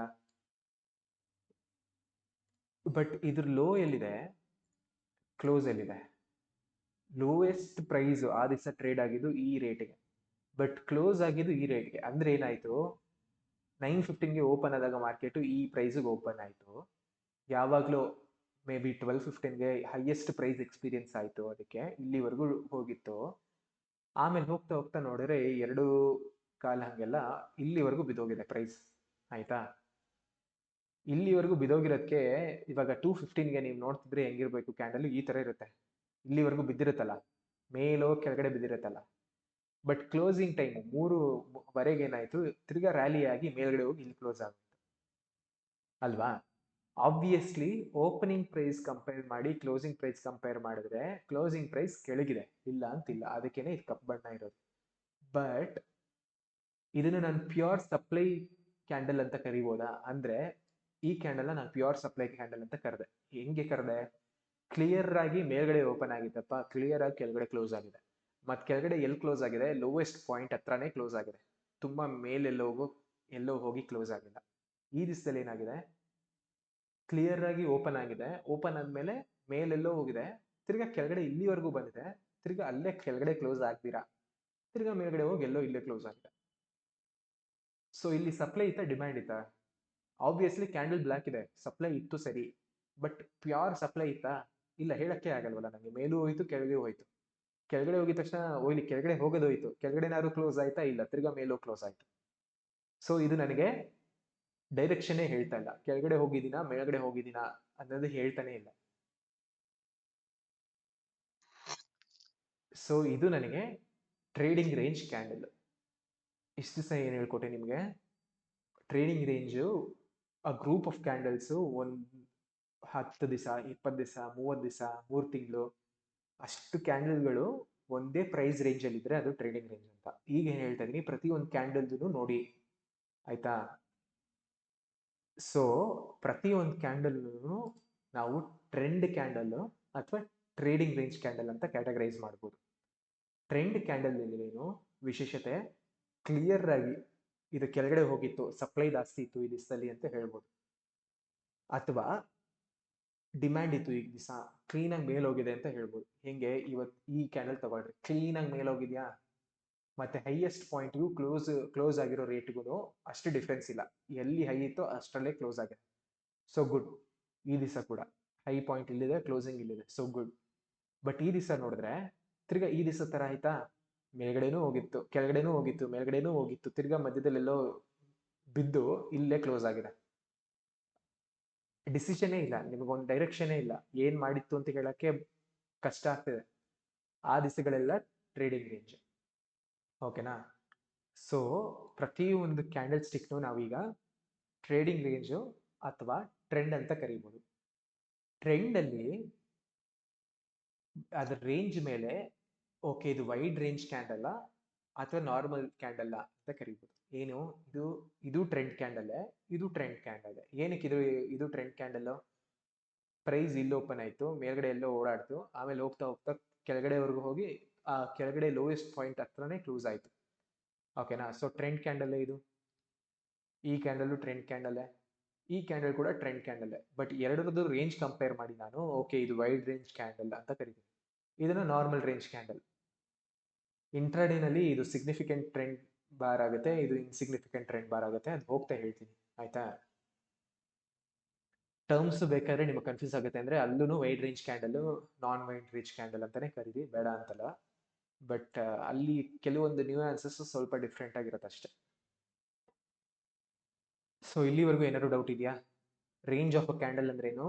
ಹೈ ಟು ಲೋ ಡಿಸ್ಟೆನ್ಸ್ ಎಷ್ಟಿದೆಯೋ ಅದು ರೇಂಜ್ ಆಫ್ ಅ ಕ್ಯಾಂಡಲ್. ಅದೇನಕ್ಕೆ ಬೇಕು ನನಗೆ? ಆ ರೇಂಜು ಮತ್ತೆ ಬೇರೆ ಟ್ರೆಂಡ್ ಬಾರ್ ರೇಂಜ್ಗೆ ಕಂಪೇರ್ ಮಾಡಿದ್ರೆ ಎಷ್ಟು ದೊಡ್ಡದಿದೆ ಅನ್ನೋದ್ರ ಮೇಲೆ ಇದನ್ನ ವೈಡ್ ರೇಂಜ್ ಕ್ಯಾಂಡಲ್ ಅಥವಾ ನಾನ್ ವೈಡ್ ರೇಂಜ್ ಕ್ಯಾಂಡಲ್ ಅಂತ ಕರಿಬೋದು ನಾನು. ಯಾವುದೋ ಒಂದು ಕ್ಯಾಂಡಲ್ನ ಸ್ಟ್ರಾಂಗ್ ಕ್ಯಾಂಡಲ್ಲು ಅಥವಾ ಟ್ರೆಂಡ್ ಇರೋ ಕ್ಯಾಂಡಲ್ಲು ಅಂತ ಕರಿಬೇಕಾದ್ರೆ ಅದ್ರದ್ದು ಫೀಚರ್ ಏನಿರಬೇಕು, ಕ್ಲಿಯರ್ ಡೈರೆಕ್ಷನ್ ಇರಬೇಕು. ಓಕೆನಾ? ಮೇಲೆ ಹೋದ್ರೆ ಮೇಲೆ ಹೋಗಿ ಆ ಹೈಯೆಸ್ಟ್ ಪಾಯಿಂಟಿಗೆ ಹತ್ರನೇ ಕ್ಲೋಸ್ ಆಗಬೇಕು. ಕೆಳಗಡೆ ಬರ್ತಿದೆ ಅಂದ್ರೆ ಕೆಳಗಡೆ ಹೋಗಿ ಆ ಲೋಯೆಸ್ಟ್ ಪಾಯಿಂಟ್ ಹತ್ರನೇ ಹೋಗಿ ಕ್ಲೋಸ್ ಆಗಬೇಕು. ಓಕೆನಾ? ಬೌನ್ಸ್ ಆಗಬಾರ್ದು, ತಿರ್ಗಾ ಬೌನ್ಸ್ ಆಗಿ ಮೇಲ್ಗಡೆ ಎಲ್ಲೋ ಇಲ್ಲಿ ಬಂದು ಕ್ಲೋಸ್ ಆಗೋದಲ್ಲ ಕ್ಯಾಂಡಲ್. ಕರೆಕ್ಟಾಗಿ ಲೋ ಇದೆ, ಆ ಲೋ ಹತ್ರನೇ ಬಂದು ಕ್ಲೋಸ್ ಆಗಿದೆ. ಇಲ್ಲಿವರೆಗೂ ಓಕೆನಾ ನಿಮ್ಗೆ? ಓಕೆ. ಈಗ ರೇಂಜ್ ಆಫ್ ಅ ಕ್ಯಾಂಡಲ್ ಏನಿತ್ತು, ಹೈ ಟು ಲೋ ಇತ್ತು. ಬಾಡಿ ಆಫ್ ಅ ಕ್ಯಾಂಡಲ್ ಅಂದ್ರೆ ಓಪನ್ ಟು ಕ್ಲೋಸ್. ಈ ಕ್ಯಾಂಡಲ್ ಓಪನ್ ಇಲ್ಲಿದೆ, ಕ್ಲೋಸ್ ಇಲ್ಲಿದೆ, ಅದ್ರ ಡಿಸ್ಟೆನ್ಸ್ ಬಂದು ಬಾಡಿ ಆಫ್ ಅ ಕ್ಯಾಂಡಲ್, ಅದ್ರ ದೇಹ. ಆ ಕಲರ್ ಇದೆಯಲ್ಲ ಅದ್ರ ದೇಹ. ಓಕೆನಾ? ಇದೇನಕ್ಕೆ ಇಂಪಾರ್ಟೆಂಟು? ಈಗ ಸಪೋಸ್ ಈ ಕ್ಯಾಂಡಲ್ ತಗೊಳ್ಳೋಣ. ಆಗ್ಲೇ ಏನು ಹೇಳಿದೆ ನಾನು? ಇದು ಟ್ರೇಡಿಂಗ್ ರೇಂಜ್ ಕ್ಯಾಂಡಲ್ ಅಂದ್ರೆ ಏನಕ್ಕೆ? ಮೇಲಿಂದ ಕೆಳಗೋ ಸಾರಿ, ಇಲ್ಲಿಂದ ಮೇಲೆ ಹೋಗಿ ತಿರ್ಗಾ ಕೆಳಗೆ ಹೋಗಿ ತಿರ್ಗಾ ಮಧ್ಯದಲ್ಲೆಲ್ಲೋ ಬಂದು ಕ್ಲೋಸ್ ಆಯ್ತು. ನಾನು ಅದನ್ನ ಫಿಲ್ಟರ್ ಮಾಡಬೇಕು, ನನಗೆ ಈಸಿ ಆಗಬೇಕು ಅಂದ್ರೆ ಏನು ಹೇಳ್ಬೋದು? ಬಾಡಿ ಆಫ್ ದ ಕ್ಯಾಂಡಲ್, ಆ ಕ್ಯಾಂಡಲಿನ ದೇಹ ಅದ್ರ ರೇಂಜ್ ಕಂಪೇರ್ ಮಾಡಿದಾಗ ಅಟ್ಲೀಸ್ಟ್ 50%ಗಿಂತ ಜಾಸ್ತಿ ಇರಬೇಕು. ಅಥವಾ ವಿಜುವಲಿ ನೋಡಿದಾಗ ಎರಡೂ ಕಂಪೇರಬಲ್ ಇರಬೇಕು. Body of a candle should be comparable to its range. ಆಯ್ತಾ? ನಾನು ಅದೇ ಕ್ಯಾಂಡಲಿನ ರೇಂಜು ಮತ್ತೆ ಬಾಡಿ ಕಂಪೇರ್ ಮಾಡಿದಾಗ ಎರಡು ಸಿಮಿಲರ್ ಇರಬೇಕು, ತುಂಬಾ ಔಟ್ ಆಫ್ ಪ್ರಪೋರ್ಷನ್ ಇರಬಾರ್ದು. ಈಗ ರೇಂಜು ಇಲ್ಲಿಂದ ಇಲ್ಲಿವರೆಗೂ ಇದೆ, ಡಿಸ್ಟೆನ್ಸ್ ಹೈ ಟು ಲೋ. ಓಕೆನಾ? ಈ ಕ್ಯಾಂಡಲ್ದು ಇಲ್ಲಿ ಮಾರ್ಕ್ ಮಾಡ್ತಿದ್ದೀನಿ. ಬಟ್ ಬಾಡಿ ನೋಡಿದ್ರೆ ಇಲ್ಲಿಂದ ಇಲ್ಲಿಗಿದೆ. ಕಂಪೇರ್ ಮಾಡೋಷ್ಟಿದೆಯಾ ಅಥವಾ ತುಂಬಾ ಇನ್ಸಿಗ್ನಿಫಿಕೆಂಟ್ ಇದೆಯಾ? 10% ಕೂಡ ಇಲ್ಲ ಅಲ್ವಾ? So incomparable. ಸೊ ಟ್ರೆಂಡ್ ಬಾರ್ಗೆ ಫಸ್ಟ್ ಫಿಲ್ಟರ್ ಏನು? Body of the candle should be comparable to its range. ಆ ಕ್ಯಾಂಡಲಿನ ದೇಹ ಅದರ ರೇಂಜ್ಗೆ ಕಂಪೇರ್ ಮಾಡಿದ್ರೆ ಸಿಮಿಲರ್ ಇರಬೇಕು. ಓಕೆನಾ? ಸೆಕೆಂಡ್ ಫಿಲ್ಟರ್ ಏನು? ಈಗ ಬೇರ್ ಬಾರಲ್ಲಿ ಪ್ರೈಸ್ ಮೇಲಿಂದ ಕೆಳಗೆ ಬೀಳ್ತಿದೆ, ಬುಲ್ ಬಾರಲ್ಲಿ ಪ್ರೈಸ್ ಕೆಳಗಿಂದ ಮೇಲೆ ಹೋಗ್ತಿದೆ. ಸಪೋಸ್ ಈಗ ನಾನು ಸ್ಕಿಪ್ಪಿಂಗ್ ಮಾಡ್ತಾ ಇದ್ದೀನಿ, ನನ್ನ ಕಾಲು ಮೇಲೆ ಎಗರ್ತಾ ಇದ್ದೀನಿ. ಓಕೆನಾ? ನನ್ನ ತಲೆ ಮೇಲಿದೆ. ನಾನು ಸಪೋಸ್ ಈಗ ಸ್ವಿಮ್ಮಿಂಗ್ ಪೂಲ್ ಮೇಲೆ ಎಗರ್ತಾ ಇದ್ದೀನಿ, ಸ್ವಿಮ್ಮಿಂಗ್ ಪೂಲ್ಗೆ ಎಗರ್ತಾ ಇದ್ದೀನಿ, ಡೈ ಹೊಡಿತಾ ಇದ್ದೀನಿ. ನನ್ನ ಕಾಲು ಮೇಲಿರುತ್ತೆ, ತಲೆ ಕೆಳಗಿರುತ್ತಾ? ಸೊ ಬೇರ್ ಬಾರಲ್ಲಿ ಅದಾಗ್ತಿರೋದು, ಕಾಲು ಮೇಲಿದೆ, ತಲೆ ಕೆಳಗಿದೆ. ಬುಲ್ ಬಾರಲ್ಲಿ ತಲೆ ಮೇಲಿದೆ, ಕಾಲು ಕೆಳಗಿದೆ. ಓಕೆನಾ? ಸೊ ಈಗ ಇದೇನಕ್ಕೆ ಇಂಪಾರ್ಟೆಂಟು? ಬುಲ್ ಬಾರಲ್ಲಿ ತಲೆ ಮೇಲಿರೋ ಕಡ್ಡಿ ಇದೆಯಲ್ಲ, ಇಲ್ಲಿ ಝೂಮ್ ಇನ್ ಮಾಡಿದ್ರೆ ಇಲ್ಲೊಂದು ಕಡ್ಡಿ ಕಾಣಿಸ್ತಿದೆಯಲ್ಲ ದೇಹದ ಮೇಲೆ, ಅದೇನು ಹೇಳ್ತಿದೆ? ಹೈಯೆಸ್ಟ್ ಪ್ರೈಸ್ ಇಲ್ಲಿವರೆಗೂ ಹೋಗಿತ್ತು ಅಂತ ತೋರ್ಸೋದಕ್ಕೆ. ಕಾಲಿಯ ಕೆಳಗಡೆ ಇರೋದೇನು ತೋರಿಸಿದೆ? ಲೋಯೆಸ್ಟ್ ಪ್ರೈಸ್ ಇಲ್ಲಿವರೆಗೂ ಹೋಗಿತ್ತು, ಬಟ್ ಓಪನ್ ಆಗಿದ್ದು ಇಲ್ಲಿ ಲೋಯೆಸ್ಟ್ ಪ್ರೈಸ್ ಇಲ್ಲಿವರೆಗೂ ಹೋಗಿತ್ತು. ತಿರ್ಗಾ ಇಲ್ಲಿ ಹೈಯೆಸ್ಟ್ ಪ್ರೈಸ್ ಇಲ್ಲಿವರೆಗೂ ಹೋಗಿತ್ತು, ಬಟ್ ಕ್ಲೋಸ್ ಆಗಿರೋದು ಇಲ್ಲಿ. ಸೊ ಹೈಯೆಸ್ಟ್ ಪ್ರೈಸ್ನ ಮತ್ತೆ ಲೋಯೆಸ್ಟ್ ಪ್ರೈಸ್ನ ತೋರ್ಸಕ್ಕೆ ಆ ಕಡ್ಡಿ ಇರೋದಲ್ವಾ? ಸೊ ಬುಲ್ ಬಾರಲ್ಲಿ ತಲೆ ಮೇಲಿರೋದು ವಿಕ್, ಕಾಲ್ ಕೆಳಗಿರೋದು ಟೇಲ್. ಓಕೆನಾ? ಬಾಲ ಮೇಲ್ಗಡೆ ಇರೋದು ಜಾನ್ ವಿಕ್. ಅದೇ ಬೇರ್ ಬಾರಲ್ಲಿ ತಲೆಯಲ್ಲಿರೋದು ಕೆಳಗಿದೆ ಅಲ್ವಾ? ಸೊ ಇಲ್ಲಿ ವಿಕ್ಕು, ಇಲ್ಲಿರೋದು ಟೇಲು. ಇದು ಕ್ಲಿಯರ್ ಆಯ್ತಾ? ವಿಕ್ ಟೇಲ್ ಏನು ಅಂತ? ಈಗ ಸೆಕೆಂಡ್ ಫಿಲ್ಟರ್ ಏನು ಅಂದ್ರೆ, ವಿಕ್ಕು ಬಾಡಿ ಕಂಪೇರ್ ಮಾಡಿದಾಗ ನೆಗ್ಲಿಜಿಬಲ್ ಇರಬೇಕು. ಫಸ್ಟ್ ಫಿಲ್ಟರ್ ಏನಿತ್ತು ಟ್ರೆಂಡ್ ಬಾರ್ಗೆ, ಬಾಡಿ ಅದೇ ರೇಂಜ್ ಕಂಪೇರ್ ಮಾಡಿದಾಗ ಕಂಪೇರಬಲ್ ಇರಬೇಕು ಅಥವಾ ಸಿಮಿಲರ್ ಇರಬೇಕು. ಈಗ ಸೆಕೆಂಡ್ ಫಿಲ್ಟರ್ ಏನು ಹೇಳ್ತಾ ಇದ್ದೀನಿ, ಆ ಕ್ಯಾಂಡಲಿನ ವಿಕ್ ನೋಡಿದ್ರೆ, ಆ ವಿಕ್ನ ತಗೊಂಡು ಬಾಡಿ ಕಂಪೇರ್ ಮಾಡಿದ್ರೆ ಅದು ತುಂಬಾ ಕಡಿಮೆ ಇರಬೇಕು ಅಥವಾ ನೆಗ್ಲಿಜಿಬಲ್ ಇರಬೇಕು. ಈಗ ಇದ್ರಲ್ಲಿ ಫಸ್ಟ್ ಫಿಲ್ಟರ್ ನೋಡೋಣ. ಫಸ್ಟ್ ಫಿಲ್ಟರ್ ಮೀಟ್ ಆಯ್ತಾ? ಇಲ್ಲ. ಏನು? Body is incomparable to its range, ಅಲ್ಲೇ ಮುಗಿದೋಯ್ತು. ಸಪೋಸ್ ಇದ್ರ ಬಾಡಿ ಇಲ್ಲಿಗೆಲ್ಲೋ ಬಂದು, ಈಗ ಓಕೆ ಈ ಕ್ಯಾಂಡಲ್ ತಗೊಳ್ಳೋಣ ಅಥವಾ ಈ ಕ್ಯಾಂಡಲ್ನೇ ತಗೊಳ್ಳೋಣ. ಇದ್ರ ವಿಕ್ ಯಾವುದು? ಬೇರ್ ಬಾಡಿ ಇರೋದಕ್ಕೆ ಇಲ್ಲಿ ಕೆಳಗಡೆ ಇರೋದು ವಿಕ್ಕು, ಮೇಲ್ಗಡೆ ಇರೋದು ಟೇಲು. ಬುಲ್ ಬಾಡಿಗೆ ಮೇಲ್ಗಡೆ ಇರೋದು ವಿಕ್ಕು, ಕೆಳಗಡೆ ಇರೋದು ಟೈಲು. ಸೊ ಇಲ್ಲಿ ವಿಕ್ ಏನು, ಇಲ್ಲಿಂದ ಇಲ್ಲಿವರೆಗೂ ವಿಕ್ಕು, ಈ ಡಿಸ್ಟೆನ್ಸ್ ವಿಕ್ಕು. ಬಾಡಿ ಏನು, ಓಪನ್ ಟು ಕ್ಲೋಸ್ ಅಲ್ವಾ, ಇಲ್ಲಿಂದ ಇಲ್ಲಿವರೆಗೂ ಬಾಡಿ, ಇಲ್ಲಿಂದ ಇಲ್ಲಿವರೆಗೂ ವಿಕ್ಕು. ಬಾಡಿ ಕಂಪೇರಬಲ್ ಇದೆಯಾ ರೇಂಜಿಗೆ, ಹೈಟು ಲೋ 50%ಗಿಂತ ಅಂತೂ ಜಾಸ್ತಿ ಇದೆ ಬಾಡಿ ರೇಂಜಿಗೆ ಕಂಪೇರ್ ಮಾಡಿದ್ರೆ. ಸೊ ಓಕೆ, ಇದು ಫಸ್ಟ್ ಫಿಲ್ಟರ್ ಮೀಟ್ ಆಯ್ತು. ಸೆಕೆಂಡ್ ಫಿಲ್ಟರ್ ಏನು, ವಿಕ್ಕು ನೆಗ್ಲಿಜಿಬಲ್ ಇದೆಯಾ ಬಾಡಿ ಕಂಪೇರ್ ಮಾಡಿದ್ರೆ. ನೆಗ್ಲಿಜಿಬಲ್ ಅಂದರೆ ಅಟ್ಲೀಸ್ಟ್ 33%ಗಿಂತ ಕಡಿಮೆ ಇರಬೇಕು. ಬಾಡಿ 100 ರೂಪಾಯಿ ಇದ್ರೆ ವಿಕ್ಕು 33 ರೂಪೀಸ್ಗಿಂತ ಕಡಿಮೆ ಇರಬೇಕು. ವಿಜುವಲಿ ನೋಡಬೇಕು, ಸುಮ್ಮನೆ ಹೋಗ್ಬಿಟ್ಟು ಮೆಜರ್ ಮಾಡೋದಲ್ಲ. ವಿಜುವಲಿ ನೋಡಿದಾಗ ಓಕೆ, ಇಟ್ಸ್ ಓಕೆ, ಅಷ್ಟೇನು ದೊಡ್ಡದಿಲ್ಲ. ಸೊ ನಾನು ಇವಾಗ ಏನಂತ ಕರಿತೀನಿ, ಈ ಬಾರ್ನ ಟ್ರೆಂಡ್ ಬಾರ್ ಅಂತ ಕರಿತೀನಿ. ಈ ಎರಡೂ ಫಿಲ್ಟರು ಮೀಟ್ ಆಗಿಲ್ಲ ಅಂದಾಗ ಏನು ಕರಿತೀನಿ, ಟ್ರೇಡಿಂಗ್ ರೇಂಜ್ ಬಾರ್ ಅಂತ ಕರಿತೀನಿ. ಬುಲ್ ಬಾರ್ಗೂ ಅದೇನೆ. ಈಗ ಈ ಬಾರ್ನೇ ತಗೊಳ್ಳೋಣ ಫಾರ್ ಎಕ್ಸಾಂಪಲ್, ಈ ಎರಡು ಬಾರ್ನ, ಓಕೆನಾ. ಈ ಬಾರ್ ನೋಡಿದ್ರೆ ಕೆಳಗಡೆ ಇತ್ತು, ಮೇಲ್ಗಡೆ ಕ್ಲೋಸ್ ಆಯಿತು, ಹೈಯೆಸ್ಟ್ ಪ್ರೈಸ್ ನಿಯರೇ ಕ್ಲೋಸ್ ಆಗಿದೆ. ಸೊ ಬಾಡಿ ಕಂಪೇರಬಲ್ ಇದೆಯಾ ರೇಂಜ್ಗೆ, ಹೌದು. ತಲೆ ಮೇಲಿರೋದು ವಿಕ್ಕು ಯಾವುದಕ್ಕೆ, ಬುಲ್ ಬಾರ್ಗೆ. ಆ ವಿಕ್ಕನ್ನ ಮತ್ತು ಬಾಡಿಗೆ ಕಂಪೇರ್ ಮಾಡಿದ್ರೆ ವಿಕ್ ನೆಗ್ಲಿಜಿಬಲ್ ಅಂದರೆ ಸ್ಮಾಲ್ ಇದೆ.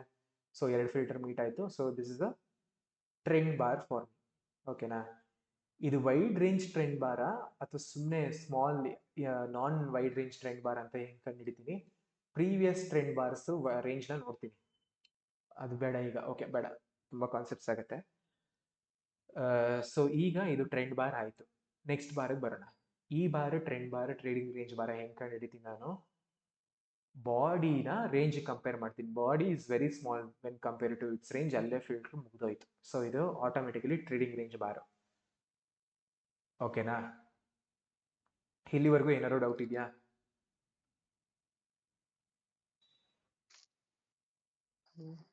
ನೋ, ಬೇರೆಯವ್ರಿಗೆ ಏನಾರು? ಇಲ್ಲ. ಸೊ ಎಲ್ಲರಿಗೂ ಕ್ಲಿಯರಾ? ಇನ್ನ ಕಂಟಿನ್ಯೂ ಮಾಡ್ಲಾ ಅಥವಾ ನಿಲ್ಲಿಸ್ಲಾ ಇಲ್ಲಿಗೆ? ಸಾಕು ಸಾಕ್ಲೋ, too much information. Okay okay, ಅರ್ಥೈಸ್ಕೊಬೇಕು ಅದನ್ನೆಲ್ಲ, ತಿರ್ಗಾ ನೋಡ್ಬೇಕು. ವಿಡಿಯೋನ ಅಪ್ಲೋಡ್ ಮಾಡ್ತಿದ್ದಾನೆ ಇದನ್ನ. ಎಲ್ಲ ಲಾಸ್ಟ್ ಕ್ಲಾಸ್ ಅಪ್ಲೋಡ್ ಮಾಡಿದೀನಿ, ಆರಾಮಾಗಿ ನೋಡ್ರಿ. ಅದೇ ತಿರ್ಗಾ ಒಂದ್ಸಲಿ ನೋಡಿದ್ರೆ ತಿರ್ಗಾ ಒಂದ್ಸಲಿ ಗೊತ್ತಾಗುತ್ತಲ್ಲೋ. ಯಾಕಂದ್ರೆ ಟೂ ಮಚ್ ಇನ್ಫಾರ್ಮೇಶನ್ ಆದ್ರೆ ಒಂದೇ ಸಲ ಡೈಜೆಸ್ಟ್ ಮಾಡ್ಕೊಳ್ಳೋದು ಕಷ್ಟ. ನಾನು ಎಷ್ಟು ಇನ್ಫಾರ್ಮೇಶನ್ ಕೊಡ್ತೀನಿ ಅನ್ನೋದು ಮ್ಯಾಟ್ರ್ ಆಗಲ್ಲ, ನೀವು ಎಷ್ಟು ಟೈಮ್ ಇನ್ವೆಸ್ಟ್ ಮಾಡ್ತೀರಾ ಅನ್ನೋದು ಮ್ಯಾಟ್ರ್ ಆಗುತ್ತೆ. ಬಿಕಾಸ್ ನಾನು ಇದನ್ನ ಎಷ್ಟೇ ಹೇಳಿದ್ರು ಅದು ಲೈವ್ ಆಗಿ ಎಕ್ಸ್ಪೀರಿಯನ್ಸ್ ಮಾಡೋವರೆಗೂ ಅದು ಥಿಯರಿನೇ. ಹೌದು ಬಟ್ ಹೌದು. ಅಟ್ಲೀಸ್ಟ್ ಥಿಯರಿ ಕಂಪ್ಲೀಟ್ ಆಗಿ ಅರ್ಥ ಮಾಡ್ಕೋಬೇಕಲ್ಲ. So your efforts matter. ನೀನು ಹಂಗೆ ಆಪ್ ಹೇಳು, ನಾವು ಇನ್ಸ್ಟಾಲ್ ಮಾಡ್ಕೊಂಡು ಸುಮ್ನೆ ನೋಡ್ತಾ ಇರ್ತೀವಿ. ಅದು ಹೋಮ್ವರ್ಕ್ ಕೊಡ್ತೀನಿ. ಫಸ್ಟ್ ಏನೇನಿದೆಯೋ ಬೇಸಿಕ್ ಆಗಿ ಏನೇನು ಬೇಕೋ ಅದನ್ನ ಹೇಳ್ತೀನಿ, ಅರ್ಜೆಂಟ್ ಮಾಡ್ಬೇಡ. ನೀನ್ ಯಾಕಾದ್ರೂ ಹೋಮ್ವರ್ಕ್ ಕೊಟ್ಟು ಅನ್ಸೋವರೆಗೂ ನಾನು ಬಿಡಲ್ಲ. ಫಸ್ಟ್ ABCD ಕಲ್ಯಾಣ.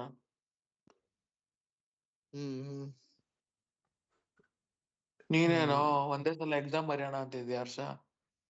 ಎಕ್ಸಾಮ್ ನೋಡೋಣ ಗೊತ್ತಾ, ನಾನು ಇದನ್ನ ಕೊಡ್ತಾ ಇಲ್ಲ ಈಗ ಆ್ಯಪ್ದಾಗ್ಲಿ ಅಥವಾ ಹೋಮ್ವರ್ಕ್ ಆಗಲಿ ಏನೇ ಕೊಡ್ತಿಲ್ಲ ಅಂದ್ರೆ, ಫಸ್ಟ್ ಪ್ರಾಕ್ಟೀಸ್ ಮಾಡಬೇಕಾದ್ರೆ ಕರೆಕ್ಟಾಗಿ ಪ್ರಾಕ್ಟೀಸ್ ಮಾಡಿದ್ರೆ ಇಂಪ್ರೂವ್ ಆಗ್ತೀರಾ.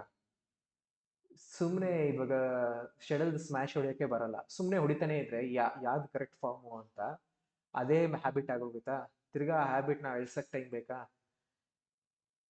ಯಾಕೆ ಟೈಮ್ ವೇಸ್ಟ್ ಮಾಡ್ಕೊತೀರಾ? ಆರಾಮಾಗಿರಿ. ಥಿಯರಿ ಫಸ್ಟ್ ಕಂಪ್ಲೀಟಾಗಿ ಅರ್ಥ ಆಗಿ, ಈಗ ನಾನು ಏನು ಹೇಳ್ಕೊಡ್ತಿದ್ದೀನೋ ಅದನ್ನ ನೀವೇ ಹೇಳೋ ಮಟ್ಟಕ್ಕೆ ಬರೋವರೆಗೂ ಹೋಮ್ವರ್ಕ್ ಇಲ್ಲ. ಇವ್ರಿಗೆ ಇಂಟ್ರಾಡೇಗೆ ಡೈಲಿ ಕ್ಲಾಸಸ್ ತಗೋತಿರೋದಕ್ಕೆ ಒಂದು ತಿಂಗಳಿಗೆ ಎಲ್ಲ, ಒಂದು ತಿಂಗಳು ಬೇಕಾಗಲ್ಲ, ಒಂದು 2-3 ವಾರದಲ್ಲೆಲ್ಲ ಥಿಯರಿ ಕಂಪ್ಲೀಟಾಗಿ ಮುಗಿಯುತ್ತೆ. ಅವರೇ ಹೇಳ್ಕೊಡ್ಬೇಕು, ನನಗೆ ಎಕ್ಸ್ಪ್ಲೈನ್ ಮಾಡಬೇಕು ಏನಾಗ್ತಿದೆ ಅಂತ. ಅಲ್ಲಿವರೆಗೂ ಹೋಮ್ವರ್ಕ್ ಇಲ್ಲ. ಅದಾದ್ಮೇಲೆ ಆ್ಯಕ್ಚುಲ್ ಆಗಿ ಬ್ಯಾಕ್ ಟೆಸ್ಟಿಂಗು, ಆ ಬ್ಯಾಕ್ ಟೆಸ್ಟಿಂಗ್ ಒಂದು 2-3 ತಿಂಗಳು ಮಾಡಿ ಅದನ್ನ ಕರೆಕ್ಟಾಗಿ ಅರ್ಥ ಮಾಡ್ಕೊಂಡಾದ್ಮೇಲೆ ಸ್ವಲ್ಪ ತಗೊಂಡು ಮಾರ್ಕೆಟಲ್ಲಿ ಸ್ವಲ್ಪ ರಿಸ್ಕು, ಅಂದರೆ 10 ರೂಪಾಯಿಗೆ ರಿಸ್ಕು, ಅಂದರೆ ಲಾಸ್ ಆದರೆ ಬರೀ 10 ರೂಪಾಯಿ ಆಗಬೇಕು, ಇಲ್ಲ 20 ರೂಪಾಯಿ ಆಗಬೇಕು, ಆ ಥರ ಸ್ಮಾಲ್ ಅಮೌಂಟ್ ರಿಸ್ಕ್ ತಗೊಂಡು ಒಂದು 6 ತಿಂಗಳು ಪ್ರಾಕ್ಟೀಸ್ ಮಾಡಬೇಕು. ಅದಾದಮೇಲೆ ಅವ್ರ ಕ್ಯಾರೆಕ್ಟರಿಸ್ಟಿಕ್ಸ್ ಮೇಲೆ ಹೆಂಗೆ ಅವ್ರಿಗೇನು ಸೂಟ್ ಆಗುತ್ತೆ ಅನ್ನೋದ್ರ ಮೇಲೆ ಅವ್ರು ಅದನ್ನು ಅಡ್ಯಾಪ್ಟ್ ಮಾಡಿಕೊಂಡು ಮಾಡ್ಬೋದು. ನಿಮಗೇನಾಗುತ್ತೆ, ನಿಮ್ಗೆ ಹೆಂಗೂ ಲಾಂಗ್ ಟರ್ಮು ಅಂದರೆ ಪೊಸಿಷನಲ್ ಟ್ರೇಡಿಂಗು ವೀಕ್ಲಿ ಒನ್ಸ್ ನೋಡ್ತಿರೋದು, ಅಷ್ಟೇ ಎಫರ್ಟ್ ಬೇಕಾಗಲ್ಲ, ಬಟ್ ಬೇಕು. ನಿಮಗೂ ಹೋಮ್ವರ್ಕ್ ಬರುತ್ತೆ, ಒಂದು ಅಟ್ಲೀಸ್ಟ್ 1 ತಿಂಗಳು ಆಗಬೇಕು. ಇನ್ನ ಬೇಗನೂ ಬರ್ಬೋದು. ನಾನು ಎಷ್ಟು ಬೇಗ ಹೇಳ್ಕೊಡ್ತೀನಿ ಅನ್ನೋದ್ರ ಮೇಲೆ. ಬಟ್ ನೀವೇ ಎಕ್ಸ್ಪ್ಲೈನ್ ಮಾಡೋಷ್ಟಾದ್ರೂ ಹೋಗ್ಬೇಕು. ಅಟ್ಲೀಸ್ಟ್ ಸ್ವಲ್ಪನಾದ್ರೂ. ಪೂರ್ತಿ ಎಕ್ಸ್ಪ್ಲೈನ್ ಮಾಡೋಕ್ಕಾಗಲಿಲ್ಲ ಅಂದ್ರೂ ಸ್ವಲ್ಪನಾದ್ರೂ ಎಕ್ಸ್ಪ್ಲೈನ್ ಮಾಡಂಗೆ ಆಗ್ಬೇಕು.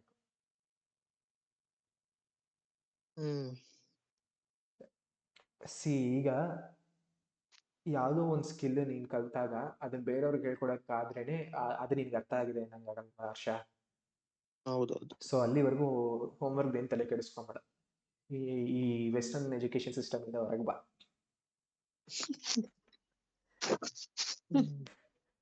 ಓಕೆ.